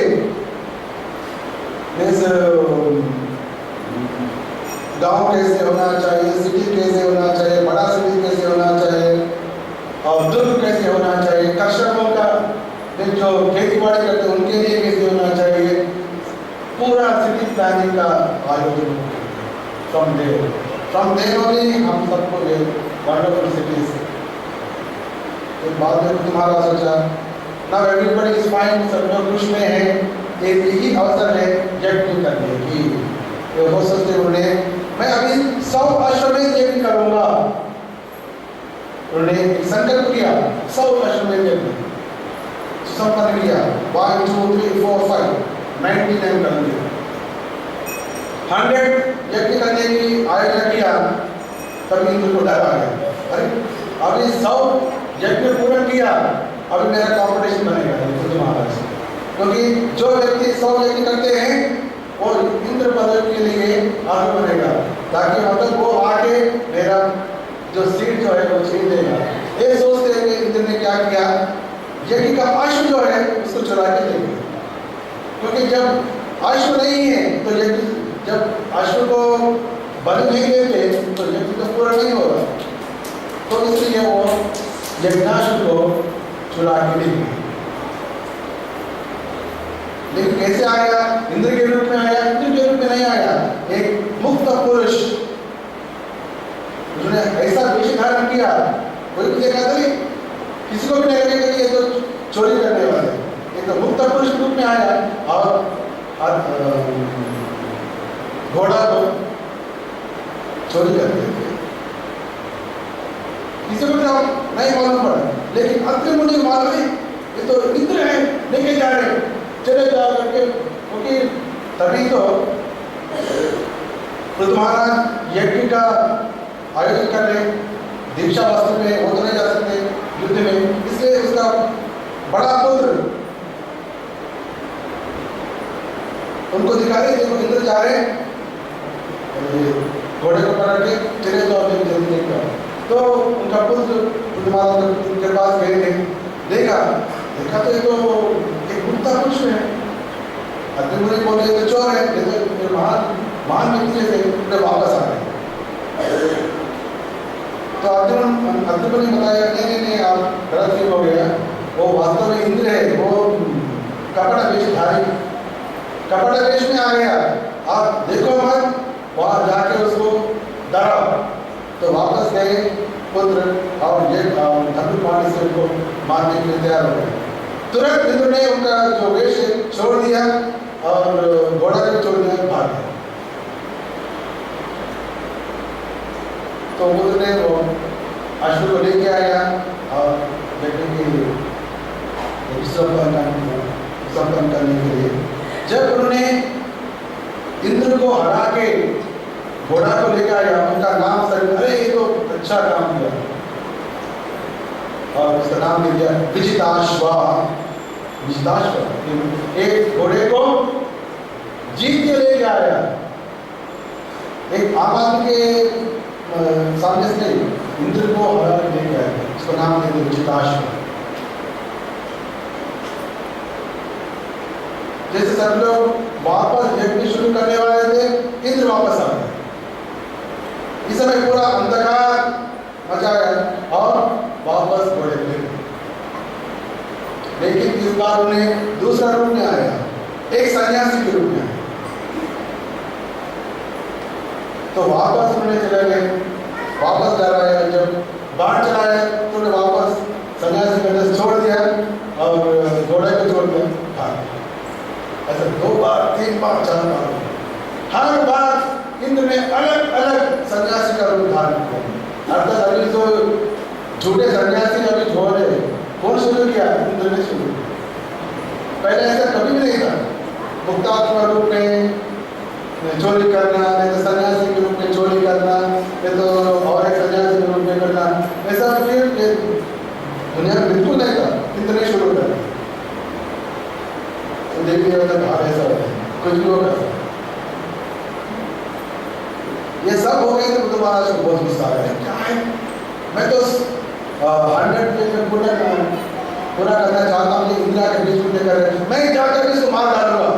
तुरंत उन्हें बाण सब देने के लिए तैयार हो गया। लेकिन ब्रह्मा जी आ गए। ब्रह्मा जी आके बताया आप ऐसा मत करो, क्योंकि ये यज्ञ के स्तर में पशु के बिना किसी को भी हम नहीं मार सकते। अगर इंद्र को मारा तो ये पूरा नहीं होगा, ये पूरा अपवित्र हो जाएगा, आपका यज्ञ पूरा नहीं होगा। लेकिन तो महाराज आपको मैं क्या बताऊं, आप तो भगवान के अवतार है, आप ये 100 करना, 100 पूरा करना, लेकिन everybody is looking for 100th century. क्या करने वाले हैं? Looking for 100th run, mental speculation. ये 100 करो ना करो, आप तो भगवान के, अब ये इसके प्रति नफरत, इसके प्रति द्वेष के साथ छोड़ दो। आप नेगलेक्ट कर दिया, पूरा नहीं हो गया, आप चिंता मत करो। ऐसा बताया तो उनको भी मन में आ गया, मुझे 100 यज्ञ करके कुछ और ज़्यादा पाने की और कुछ नहीं, वो भी सोचा और उन्होंने इंद्र को भी माफ कर दिया। और उन्होंने अभी ठीक है, मैं ये 100 यज्ञ नहीं करूँगा, क्योंकि मैं वापस करे तो इंद्र वापस कुछ करेगा और अधर्म और कुछ करेगा। अभी तो पूरा सन्यासी के रूप में गड़बड़ कर दिया, मैं और एक बात किया और एक अधर्म विधि लेके आया, बेटर टू स्टॉप इट। तो उन्होंने सोचा, उस समय जब महाराज ने ये निर्णय किया, तो महाराज जब ये निर्णय किया कि अब ये मैं नए यज्ञ से बंद करूँगा, उस समय स्वयं भगवान विष्णु वहाँ प्रकट।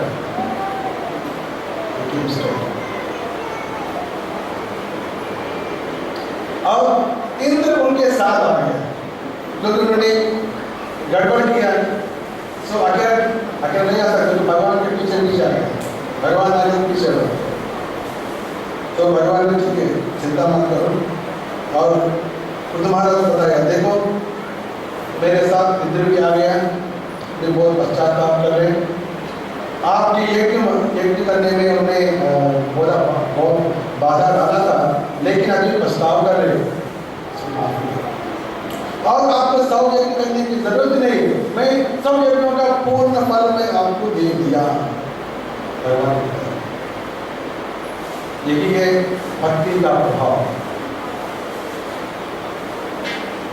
कोई भी योगी है, उनको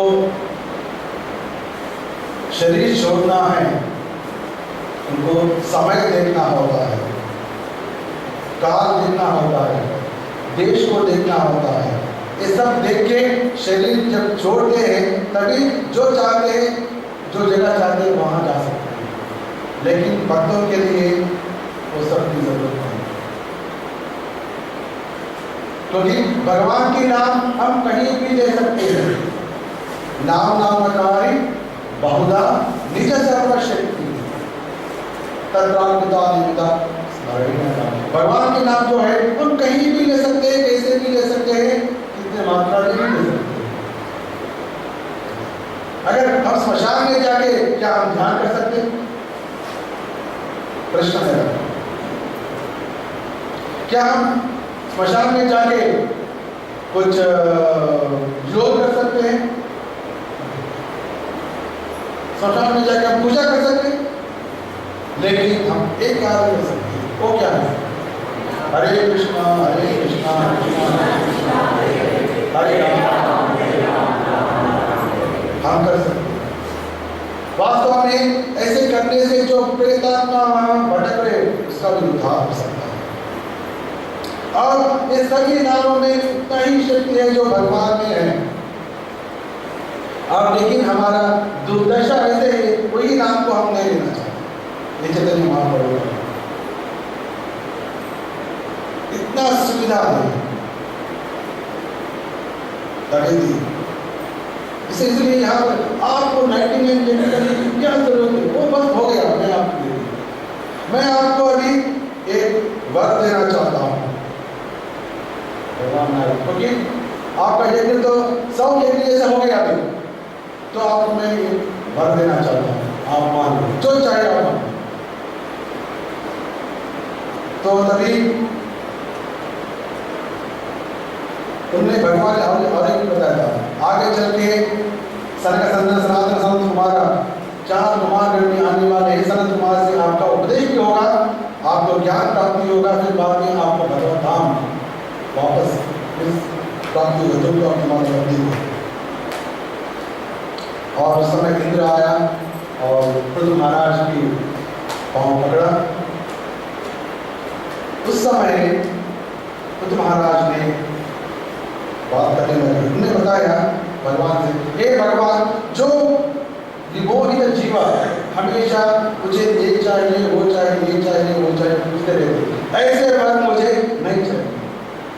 जो आम आदमी सभी बद्ध जीवात्मा पूछते रहते हैं, मांगते रहते हैं, सुबह से शाम तक हर जन्म में पूछते रहते हैं, ऐसे वर मुझे बिल्कुल नहीं चाहिए।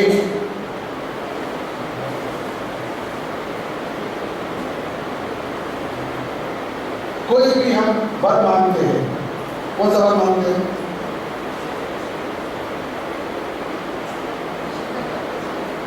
बोलिए प्लीज, डोंट हेजिटेट। हम कौन सा वर मांगते हैं? कृष्ण भक्त है। और बताइए माता जी बताए प्रभु।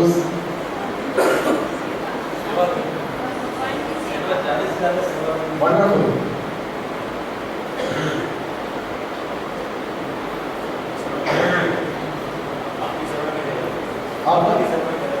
सॉरी, लेकिन मैं आपने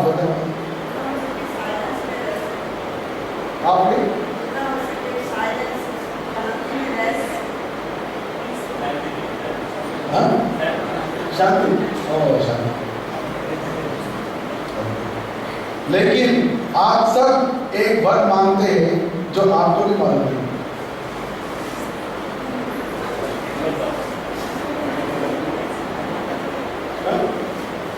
यहाँ जो है व्यक्ति है, सब लोग वो वर मांगते हैं, लेकिन आप सबको मालूम है वो वर क्या है। चलिए मैं बताऊँ आपको, ऐसा नहीं। सब लोग जाते हैं भगवान के पास, मदन मोहन जी के पास, हे भगवान हमको एक दो वो दो सब दो। हम भी जाके पूछते भगवान ये दीजिए दीजिए दीजिए, लेकिन हमको मालूम नहीं हम ऐसा पूछ रहे। मालूम है आपको क्या? हरे कृष्णा कृष्णा कृष्णा हरे हरे, हरे राम राम राम। इसका अर्थ क्या है? हे भगवान आपकी सेवा हमको दे दो दे दो दे दो, हे भगवान आपकी सेवा हमको दे दो दे दो दे दो। वही अर्थात आप बहुत मांग रहे, कौन सा बात? आपकी सेवा देते रहो देते रहो। एक घंटा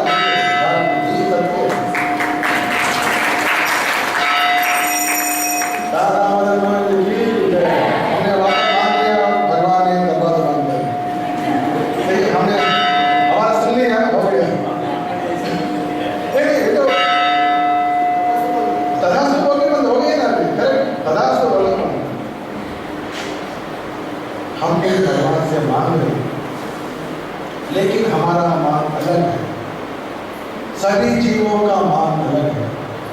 हम चाहते हैं कि मैं तो बहुत सारे हमेशा यही एग्जाम्पल देता हूँ, वापस जो सुना है वापस सुनिए, जो नहीं सुना एक बार सुन लीजिए।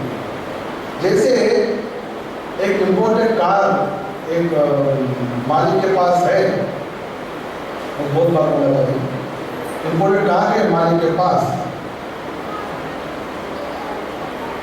और जो ड्राइवर बनते हैं वो कार के लिए, उनके लिए भी सेम कुशन मिलेगा सीट, और जो मालिक का पीछे सीट है उसका भी सेम कुशन है, उसका भी पीछे का कलर एक ही है, और ड्राइवर का सीट का कलर भी सेम ही है। जितना एसी का ठंडी मिलता है ड्राइवर को, उतना ही पीछे यजमान को भी मिलने वाले हैं। जितना वो देखना है शीशा से, वो भी उसका पीछे कोई शीशा है, सब कुछ सेम ही है। वो सब अनुभव कर सकते हैं ड्राइवर, कब तक? जब तक वो ड्राइवर की सीट में बैठ जाएगा। लेकिन जब वो पीछे सीट में जाके बैठने की प्रयास करते कभी, तभी क्या होगा? तभी उसको तुरंत निकाल दिया जाए, क्योंकि वो भोगी बनना चाहते हैं, वो सेवक नहीं बनना चाहते। तो हम हमेशा चाहते हैं कि हे भगवान मैं हमेशा आपको दास बन के रहना चाहता हूँ। ये हमारा, हम ऐसा ये स्पष्ट शब्द रूप से नहीं कहते, लेकिन जो हम मंत्र कह रहे इसका भाव है कि भगवान मैं आपका दास बनना चाहता हूँ और आपका सेवा करना चाहता हूँ। यही हमारा चैतन्य महाप्रभु ने क्या कहा, क्या उपदेश दिया? न धनम न जनम न सुंदर कविता, और बाद में कविता जगदीश मम जन्मनि जन्मनीश्वरी अवतार, बोलिए जोर से बोलिए, अवतार भक्ति अहेतुकी त्वयि। या अहेतुकी क्या है?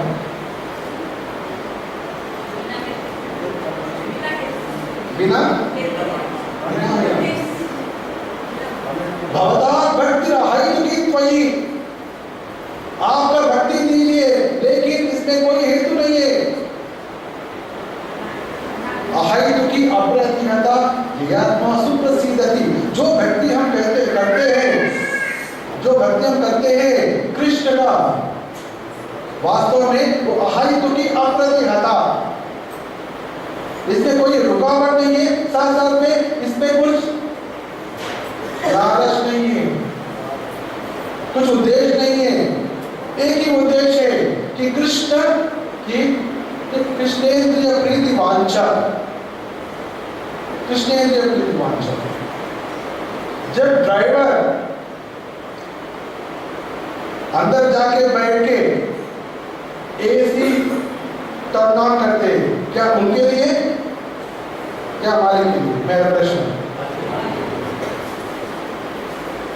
आंसर दीजिए ठीक से, जोर से बोल सकते हैं। लेकिन वो ऐसी खाली मालिक हो जाने क्या? पहले इनको जाना है। So this is called intelligence. जब भगवान को खुश नहीं करते, please the lord, automatically you are going to please. अगर भगवान को संतुष्ट करते हैं तो आपका संतुष्ट जरूर होगा। This is the secret of devotional service. एक देवी देवताओं की सेवा में नहीं होते हैं, उसमें खाली लेने और देने के लालच, जितना दिया उतना मिले बस। बट यहाँ जो भक्ति हम कहते हैं, इसमें मम जन्मनि जन्मनीश्वरी भवतात् भक्तिरहैतुकी। इसलिए बुद्ध महाराज जी पूछ रहे, मुझे ऐसे वर नहीं चाहिए जो सभी लोग मुझसे कहते हैं। क्या वर होते हैं? धर्म अर्थ काम तीनों है। धर्म अर्थ काम तीनों के बारे में हमेशा बात मांगते रहते हैं। और जब बुद्ध महाराज बोले मुझे मोक्ष भी नहीं चाहिए, तानी का कैवल्य पति ब्रुरी नचा, आप तो कैवल्य का पति है, आप कैवल्य भी दे सकते हैं, लेकिन मुझे कैवल्य भी नहीं चाहिए। भगवान स्वयं पूछ रहे, बात देने के लिए कहते मैं तैयार हूँ।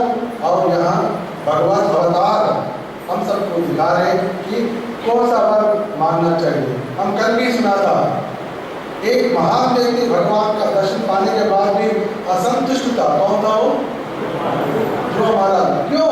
भगवान का दर्शन हुआ था, फिर भी क्यों असंतुष्ट था? क्या कारण था? क्योंकि जब भगवान का दर्शन होने के बाद भी उनके हृदय में जो भावना था कि मैं मेरा पिता और पितामह की के से बड़े स्थान पाना चाहता हूँ, और अभिलाषा हृदय से नहीं निकला और भगवान से मोक्ष नहीं मांगा, इसलिए उनका असंतुष्ट। भगवान का दर्शन होने के बाद भी वो असंतुष्ट था। और यहाँ भगवान की अवतार जब भगवान पूछ रहे, बोल रहे कि मुझे कोई विकल्प नहीं चाहिए इंक्लूडिंग मोक्ष, तो क्या चाहिए? विधस्त्व करनांतरेश में वरहा। आपकी कथा सुनने के लिए कम से कम 10 लाख कान दीजिए। जय हो महाराज। क्या क्या सोच भी नहीं सकते, सोच सकते क्या? आपकी सेवा कीजिए, वो कुछ नहीं पूछ रहे। आपकी कथा सुनने के लिए कम से कम 10 लाख कान दीजिए। इसलिए श्रीमद् भागवत सुनते हैं, कथा श्रवण के प्रभाव क्या है, महिमा क्या है, महत्व क्या है, हमको थोड़ा झलक समझ में आ रहा है। जब भगवान स्वयं आए थे, चाहे तो आपके साथ में लेके जाओ, ऐसे भी बोल सकते, लेकिन जब हम कथा सुन रहे हैं, और वो भी कहाँ से पूछा? आपकी विशुद्ध भक्ति भक्तों के मुख्यतः जो आने वाले कथा है, वो सुनने के लिए मुझे 10 लाख कान दीजिए। ऐसा क्यों? क्या है इसमें? तो तुम्हारा आगे बता रहे, क्योंकि जब महान भक्तों के मुख द्वारा कृष्ण कथा हम सुनते हैं, वो क्या लेके आते हैं?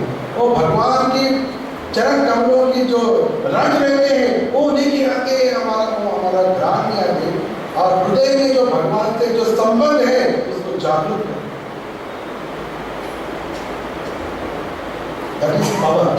जब भक्तों के मुख द्वारा कृष्ण कथा सुनते हैं, क्या प्रभाव है कि भगवान से जो संबंध है वो हृदय से जैसे अरे हम तो भटक रहे, मालूम नहीं क्यों चल रहे। आगे का कल सुनेंगे, जीवों का लक्ष्य कैसे होता है, मालूम है मैं क्यों हूँ यहाँ, क्या कर रहा हूँ, मुझे मालूम नहीं। वास्तव में हमारी स्थिति ऐसे ही होती है। इसीलिए वो पूछ रहे, हे भगवान, विशुद्ध भक्तों के द्वारा बोले गए कृष्ण कथा सुनने के लिए मुझे 10 लाख, कम से कम 10 लाख कान दीजिए, ताकि वो सुनने से हृदय में संबंध उत्पन्न हो जाएगा आपके प्रति। ये संबंध स्थापित करने के लिए हमारा मदन मोहन जय काम समर्पण को ममंत मध्य करते मस्त पदाम बोलो राधा मदन मोहन।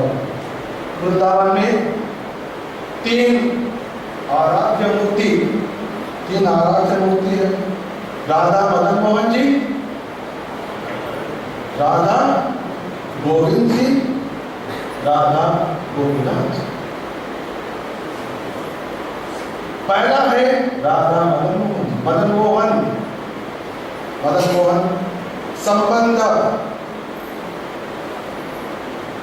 संबंध अधिदेवता। क्योंकि जब तक हमको भगवान से संबंध क्या है, जब तक ये मालूम नहीं है तो हम कैसे पा सकते हैं। हम किसी के घर में जाना चाहते पहले मालूम होना चाहिए कि कौन है। अचानक जाके हम किसी घर में खटखटा नहीं सकते, मालूम करना चाहिए पहले कौन है अंदर। ऐसे ही पहला हमारा संबंध मदन मोहन जी के द्वारा ही होगा। हम सब भाग्यवान हैं।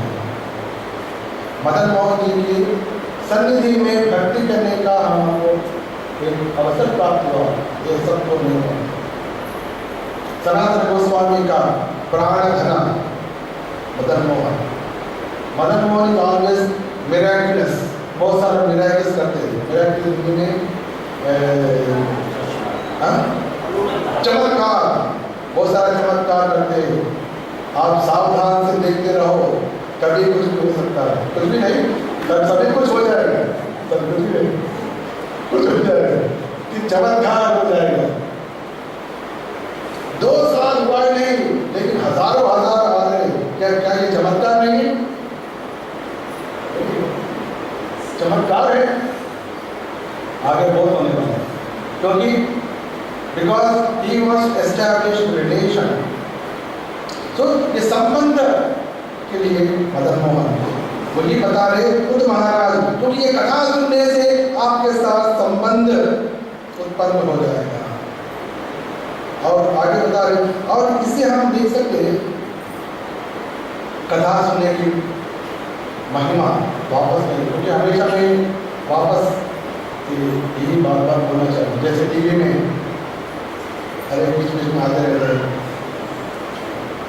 सो करता है तो इसका प्रयोजन कैसा वापस वही आते रहते हैं। हाँ वही सुनते हैं, वही देखते अगले दिन जाके वो खरीदते रह जाते हैं अचानक। सो ऐसा प्रभाव हो जाता है। सो वापस में बार बोलना चाहते हैं कि कथा सुनना, प्लीज कथा सुनने के लिए हम बहुत क्या है, बहुत नहीं है, वही तकलीफ बहुत उत्सुक नहीं है, करते वही है। सुनने के लिए हम बाहर लेकिन सुनने के बिना हमारा कोई उपाय नहीं है ये जगत में कथा में। जब पृथु महाराज स्वयं पूछ रहे मुझे 10 लाख काम दो, रामानंद राजा और चैतन्य महाप्रभु के बीच में वार्तालाप हो रहा था। वार्तालाप हो रहे थे तो पहले चैतन्य महाप्रभु ने बताया, पूछा कि जीवित लक्ष्य, इस मानव जीवन का लक्ष्य क्या है, इसके बारे में शास्त्र का वचन कुछ है तो बताओ। पूछा तो उन्होंने बताया, रामानंद ने बताया कि अगर कोई भी व्यक्ति वर्णाश्रम के अनुसार धर्म पालन करते हुए भक्ति करते हैं तो सबसे उत्तम है। उसके द्वारा विष्णु के पूजन किया, विष्णु का संतुष्ट किया, ये सबसे उत्तम है। ऐसे बोलते उन्होंने विष्णु पुराण से एक श्लोक बताया। चैतन्य महाप्रभु ना ठीक है, आगे और भी बोलो, इट नॉट एक्सेप्टेड, आगे बोलो। फिर उन्होंने भगवत गीता से एक श्लोक बताया, जो हम कार्य करते हैं सब कुछ भगवान कृष्ण को अर्पण करना चाहिए। जो कुछ हम कार्य करते हैं वही ये जीवन के लिए संपूर्ण रावण आ जाए चित्र और यह हम सोचते हैं सब सबसे इम्पोर्टेंट है, लेकिन महाप्रभु इज नॉट एक्सेप्टिंग। आगे बढ़ो, फिर बाद में ठीक है सर्वधर्मान परित्यज्य मामेकं शरणं व्रज, सभी धर्मों को छोड़ के अकेला कृष्ण की शरण में चले जाना चाहिए। रावण का बता और थोड़ा ये तो सोचते सर हमेशा सर्वधर्मान परित्यज्य, लेकिन जितने बार उसको डाल दिया इसमें क्या है तो हमारा हाल क्या होगा। हमेशा हम सर्वधर्मान परित्यज्य, सभी भक्तों के मुंह से वही निकलता है सर्वधर्मान परित्यज्य, लेकिन जितने महाप्रभु उस साइड में रखा तो फिर बाद में रामाराय ने ज्ञान मिश्र भक्ति, रामाराय ने ज्ञान मिश्र भक्ति बताया। ब्रह्मबोध प्रसन्नात्मा नाम चली समस्त सर्वेश भूतेषु मत्भक्ति लभते पराम, ज्ञानपूर्ण भक्ति बताया था। वहां रुपए की बेटा सर नॉट इस बेटा सर उसको निकाल दिया। तभी क्या हो गया, क्या हो रहा है, तभी उन्होंने श्रीमद् भागवतम से एक श्लोक बताया जो ब्रह्मा जी का ज्ञाने प्रयास वस्तनवन्ते व जीवंत सम्मुखायतम भवति अवाप्तम। सभी ज्ञान पाने की जो प्रयास है, ये प्रयास को छोड़ के, ज्ञान का प्रयास है बहुत, लेकिन वो प्रयास को छोड़ते हुए क्या करना चाहिए। ज्ञानी प्रयास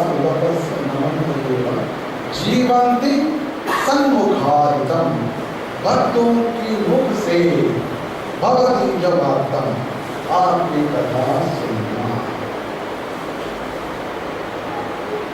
बैक टू स्टोरी कृष्ण कथा श्रवण वासुदेव भगवती भक्ति और वापस नहीं आ रहे। तो ये ज्ञान के प्रयास को छोड़ते हुए आपके भक्तों के समक्ष में, भक्तों के द्वारा आपकी कथा सुनते हुए स्थानीय स्थित जहां है वहीं रहना सबसे तभी जो भगवान जिसको कोई भी हरा नहीं सकते वो हार जाए। ये ब्रह्मा जी बताया था, किसको बताया, कृष्ण को बताया, किसको बताया, कृष्ण को स्तुति किया। ये हम सुनेंगे दशम स्कंद में, जब ब्रह्मा जी ने ब्रह्म विमोहन लीला आते वहां ब्रह्मा जी ने कृष्ण का सभी बछड़े को और बाल को चुराया, तभी भगवान ने 1 साल तक उनका लीला रचाया पूरा। तभी ब्रह्मा जी का मालूम पड़ा, मैं सोच रहा था कि तो सामान्य बालक है, लेकिन ये बालक नहीं है, स्वयं परम ब्रह्मा। तभी क्या बोला उन्होंने, ईश्वर परम कृष्ण सच्चिदानंद विग्रह अनादिआदि गोविंद सर्व कारण कारणम। तभी उन्होंने ब्रह्म समझा। देखिए जो मेरे सामने है एक बालक जैसे है, हाथ में क्या है उस समय याद है किसी को, जान हाथ में भगवान उस समय कुछ रखा था, क्या रखा,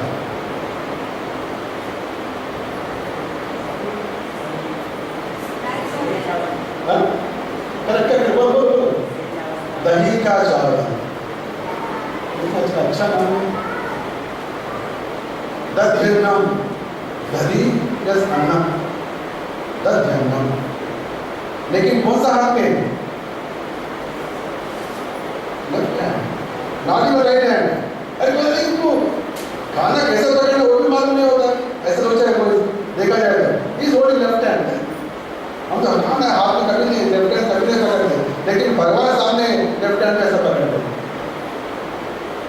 हाथ में अगर लेफ्ट हैंड से निकालना है, कोई भी ड्राई चीज है तो हम हाथ से निकालते, कोई पकौड़ा है ऐसे निकालते हैं, लेकिन खीर है, क्या खीर आप हाथ से निकालेगा,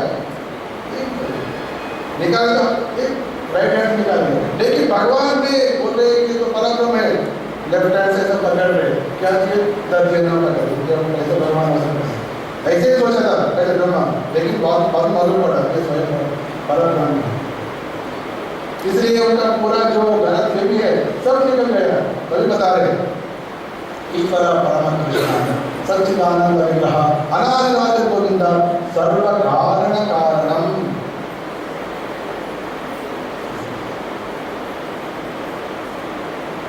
Understanding? He's having left hand. That is Supreme Lord. So Buddha महाराज यही प्रार्थना कर रहा था कि आपकी कथा सुनेंगे, आपके भक्तों के द्वारा मुझे ये वर दीजिए। ये भगवान मैं आपसे क्या पूछूं? कभी ऐसा होता है कि पुत्र पिता के पास जाते हैं लेकिन उनको मालूम नहीं होते कैसे क्या पूछना, मेरा स्थिति कैसे, समझ रहे हैं? क्योंकि बच्चे को मालूम नहीं होते पिता से कैसे पूछना, क्या पूछना, लेकिन पिता को मालूम है बच्चे को क्या देना, कैसे देना, कितना मात्रा में देना। तो मुझे आप पुत्र मान के मुझे जो चाहिए, मुझे जो अच्छा है वो दे दीजिए, ये अच्छा है, इसी में अड्रेस नहीं करता तो तुम्हारा कैसे पूछता। पहले तो मैं पूछ लिया कथा सुनने की, लेकिन मैं और क्या क्या क्या बताऊं। इसलिए जैसे पिताजी पुत्र को देते थे ऐसे आप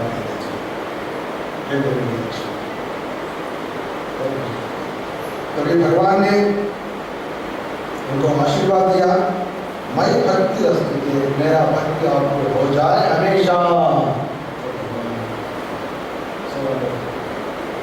जैसे महाप्रभु हमेशा सभी को आशीर्वाद देते थे, कृष्ण मतिरस्तु, कृष्ण में आपकी मन हमेशा रहे, वो हो गया तो सब कुछ हो गया।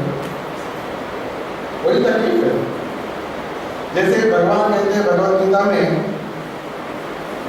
मय्येव मन आतस्व मयि बुद्धिं निवेशय, मयि नेक्स्ट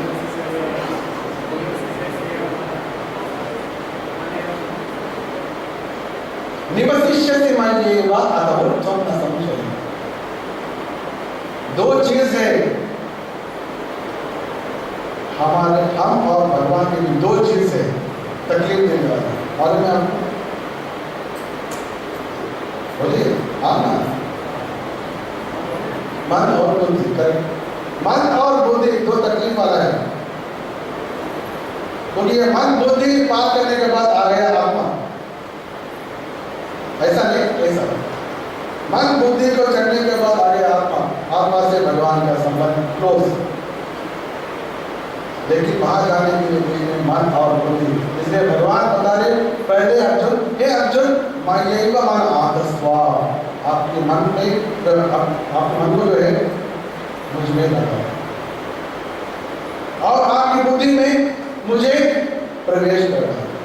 दो कार्य, आपकी मन मुझे दे दो और आपकी बुद्धि में मुझे रखो। In this way you can control these two mind and Arjun.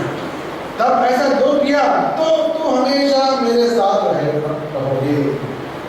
अतः ऊर्ध्वं न संशया, यही हम करने का, लेकिन यही सबसे तकलीफ है। ये होने के लिए न जाने कितने करोड़ों जन्म हमको उठाना पड़ेगा। इसलिए भगवान ने बताया अगर ये आपको संभव नहीं है, अभ्यास योगेन ततो मामिच्छार्थ धनंजय अदचित्तं समाधातुं न शक्नोति मयि स्थिरम् अभ्यास योगेन ततो मामिच्छार्थ धनंजय। अगर आपको ये मन और बुद्धि का ये जो एक्टिविटी में आपको बताया था, क्या बताया था? मन को क्या करना?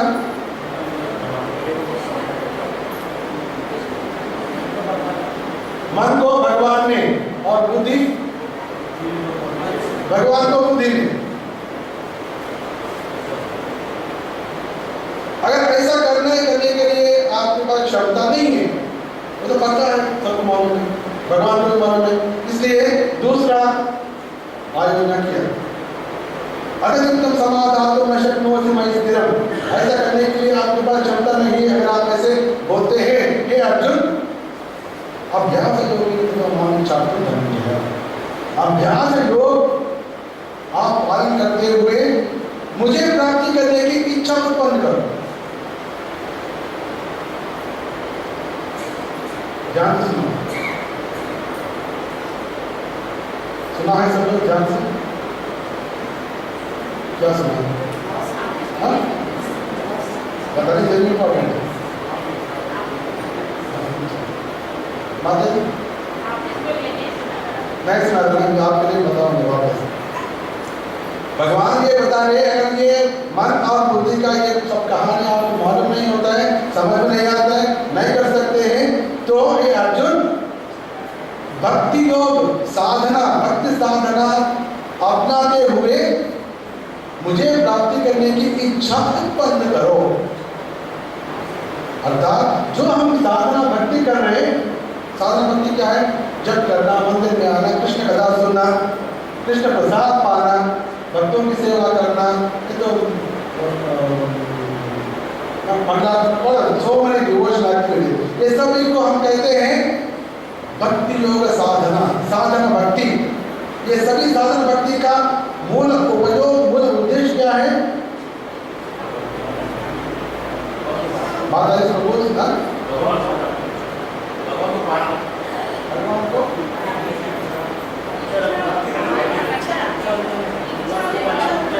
उत्पन्न करना, कौन सा इच्छा? Yes, that is important. Please, जब भगवान इतना स्पष्ट रूप से बताए, please try to understand that. माम इच्छा तो मुझे प्राप्त करने की इच्छा, यदि ये साधन भक्ति से भगवान को प्राप्त नहीं होती, भगवान को प्राप्त करने की इच्छा उत्पन्न हो सकता है। Means we are doing second category. वास्तव भगवान चाहते हैं मन में आपकी मन में मुझे रखो,